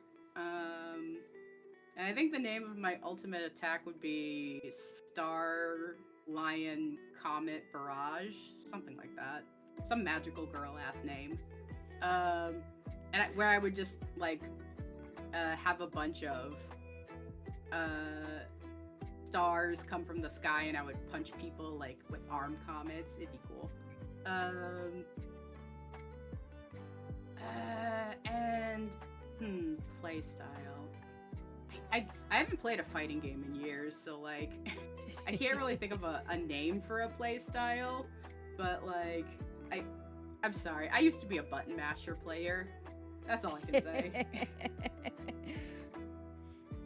Absolutely, that's something you've had to learn the hard way, unfortunately. Thank you so much for asking. Yeah, and Evelyn, I know exactly the space, especially when you've just gotten into the space of having people support you in your community, but somebody is making you uncomfortable, or somebody is crossing a boundary, and you've let it go on long enough that it's a joke, or people are also laughing at it, and there's any time is the right time to tell people to stop. Like, for whatever reason, you know, you can randomly decide, oh, well, I don't like this because of blank. I don't like this because of blank. As a streamer, the stream doesn't exist without you. There is no content to be had without you. There is nothing happening on the channel without you. And you have the power to remind people of that. So, what I will impart to you is there is never a right time at the time you want to establish your boundaries, even if you feel it's too late. Even if you feel it's too late, because it's your stream. They're not getting it without you. And if you're not there, well, they should have thought of that. Exactly. Like, I know, and I know it's very easy for a lot of new and young streamers to be like, oh, my community is so important. Oh, I'm so grateful to the people who support me. I want to be thankful to my community. I want to show support for the people who show me support. And that is great. And you want to keep that vigor. You want to keep that energy. But you also want to be able to turn the computer off, turn your PC off, and lay down and play gacha games or watch a Studio Ghibli movie on your phone without thinking about blank in chat. Right. Because when you get to the point where you turn off your PC and you're still thinking about what blank said in chat, whatever snide comment, whatever thing they said that you didn't delete, and you just kind of let it roll off your back, that's the point when to establish the boundary. Because if you're taking that to bed, if you're taking that to sleep, it's already too far. Yep. Definitely not high pitched for any reason, but yep. Set those boundaries, please, and don't be don't feel bad if it means like cutting someone out of your community entirely. Like, I respectfully so. Oof. Because the way that I've cut so many people out of my space, especially when they've been either harmful or hateful or either just crossed the boundary, whereas like I specifically stated in my rules not to do this, I remove them. You either have it, I'm either gonna have a long chat with you or I remove you. Mm-hmm. And I guarantee you won't do it again. And you know, understand that as much as respect that you want from them, that they want from you, you also have to have that same respect back. You can't let them just run over you, because I've seen in this space multiple times, in both the IRL cam stream space as well as the VTubing space, where people will just choose to bite their tongue at the sacrifice of their own happiness. Mm-hmm. And if you're putting yourself through the ringer just for numbers or for growth, or you think that they can do detrimental harm to you as a person, nah, set those boundaries. Do whatever research that you need to do to protect yourself, because you do not deserve to go through tumultuous events just to basically be seen and heard on this platform.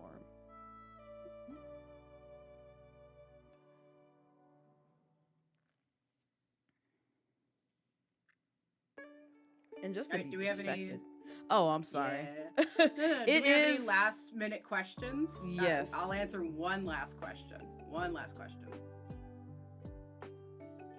If not, I will ask it. All right.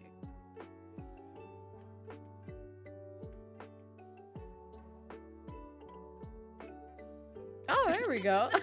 Will we be collabing again? Of course we will. Yes. Of course we will. Yes. That's an automatic yes. Yes.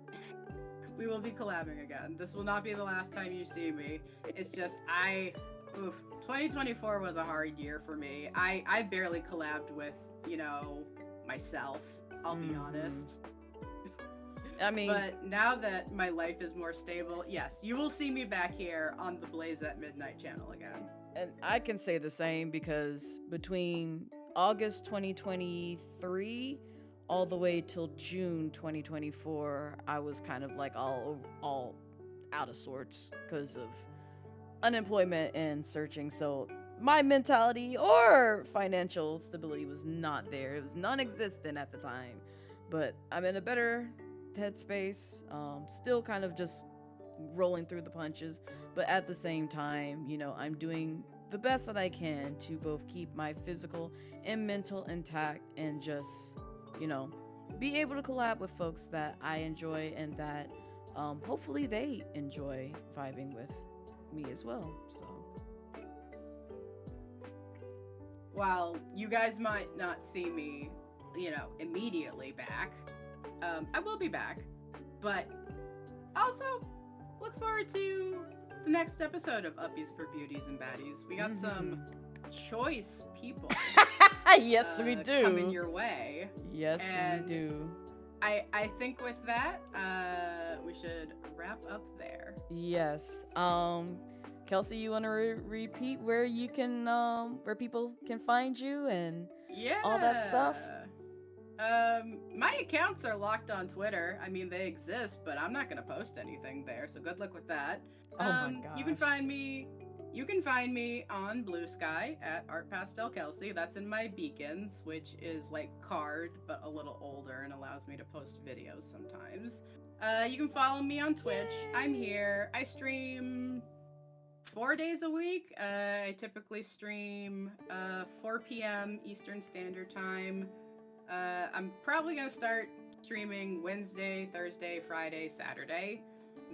Mondays every once in a while, but I won't stream Mondays and Tuesdays because I have things to do on those days. I have a VGen. While I have y'all captive here, I'm gonna pull up some of my artwork so y'all can see what I actually draw. Do it!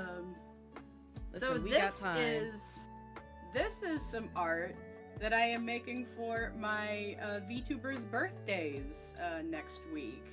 So I can draw, you guys. I know we spent today drawing sillies and Tony the Tiger, but I can draw sillies and I can draw serious and I do comics. So please commission me or keep me in mind if you want something in the future, because obviously not everybody has cash right now. I mean, I don't have cash right now. That's why I'm taking commissions. But I appreciate whenever people are like, hey, I can't commission you now, but I got you for a project in the future. And I'm like, you know what? I'm always down for that. I am always down to be there for fun activities and secret plans and I'm trying to hold my face so well. I know. I can see it. All right. But I've hoped with all of this talk, I have interested those who have never met me before and those who have met me but haven't had the chance to meet me to come to get me know me a bit more on my streams. And for those who have not seen me collab with Blaze, to see the energy we both bring together, because that's always fun. Yes. I know we're a good collab pair. I'm very much looking forward to the next time we get down for a fun time. I am too. But one thing I genuinely want is I genuinely want people to have come away from this stream with something new to think about. And not that you haven't thought it before, but just something to think about. Exactly. Let me switch over to just chatting. Are you done? Yeah. Doing okay. We're going back. There you go. Okay, thank you. I was hoping we were put in the right position. But yeah, thank you everyone who joined the very first episode of season 2 for Uppies for Beauties and Baddies. Again, I am your host, Blaze at Midnight, your casual Dragon Queen VTuber here. This showcase is really just about the guests that I invite on. Yes, I do try to yap and add on to some of the topics that we touch on when it comes to these types of things. So hopefully I wasn't too imposing of everyone's time or your time, Kelsey. But thank you so much again for joining me on this venture. It was lovely having you. I can't wait to bring you back on here again to do other collab things with you. So yes. And possibly look forward to possibly Kelsey art in the future. Just hold out for a while, okay? Just hold out. It's coming. And also, Kelsey, I'll be in your DMs at some point in time. Just not this month. Not this month. I've been in your DMs. I've been in your DMs for so long. Oh my god. Oh gosh. But we're gonna wrap up here.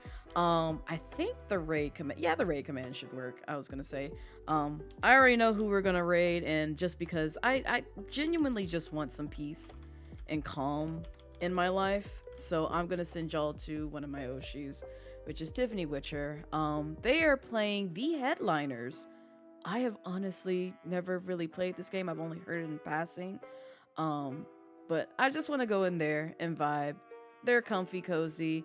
They are the charity witch on Twitch, and honestly, you would have a great time just vibing there if you haven't known Tiffany Witcher, and you may even see her on a future Uppies and for Beauties and Baddies episode. You never know. You never know. But you guys take care. Have a wonderful, wonderful weekend, and I will see y'all next time. Oh, by the way, I will say this. Tomorrow I'll be collabing with my family, my VTuber family. Lovmura, Keishan, and Tria. Yeah. Nice. Yeah. Drop by to see what we'll be playing, because it's going to be a chaotic time. So if you want to check that out, definitely consider following the channel, and be back, I believe, 1 p.m. Eastern Standard Time is when we'll get started. So I'll be here. You'll see what we'll be doing, and it should be a great time. But you guys take care. Have a wonderful day. Bye. Bye.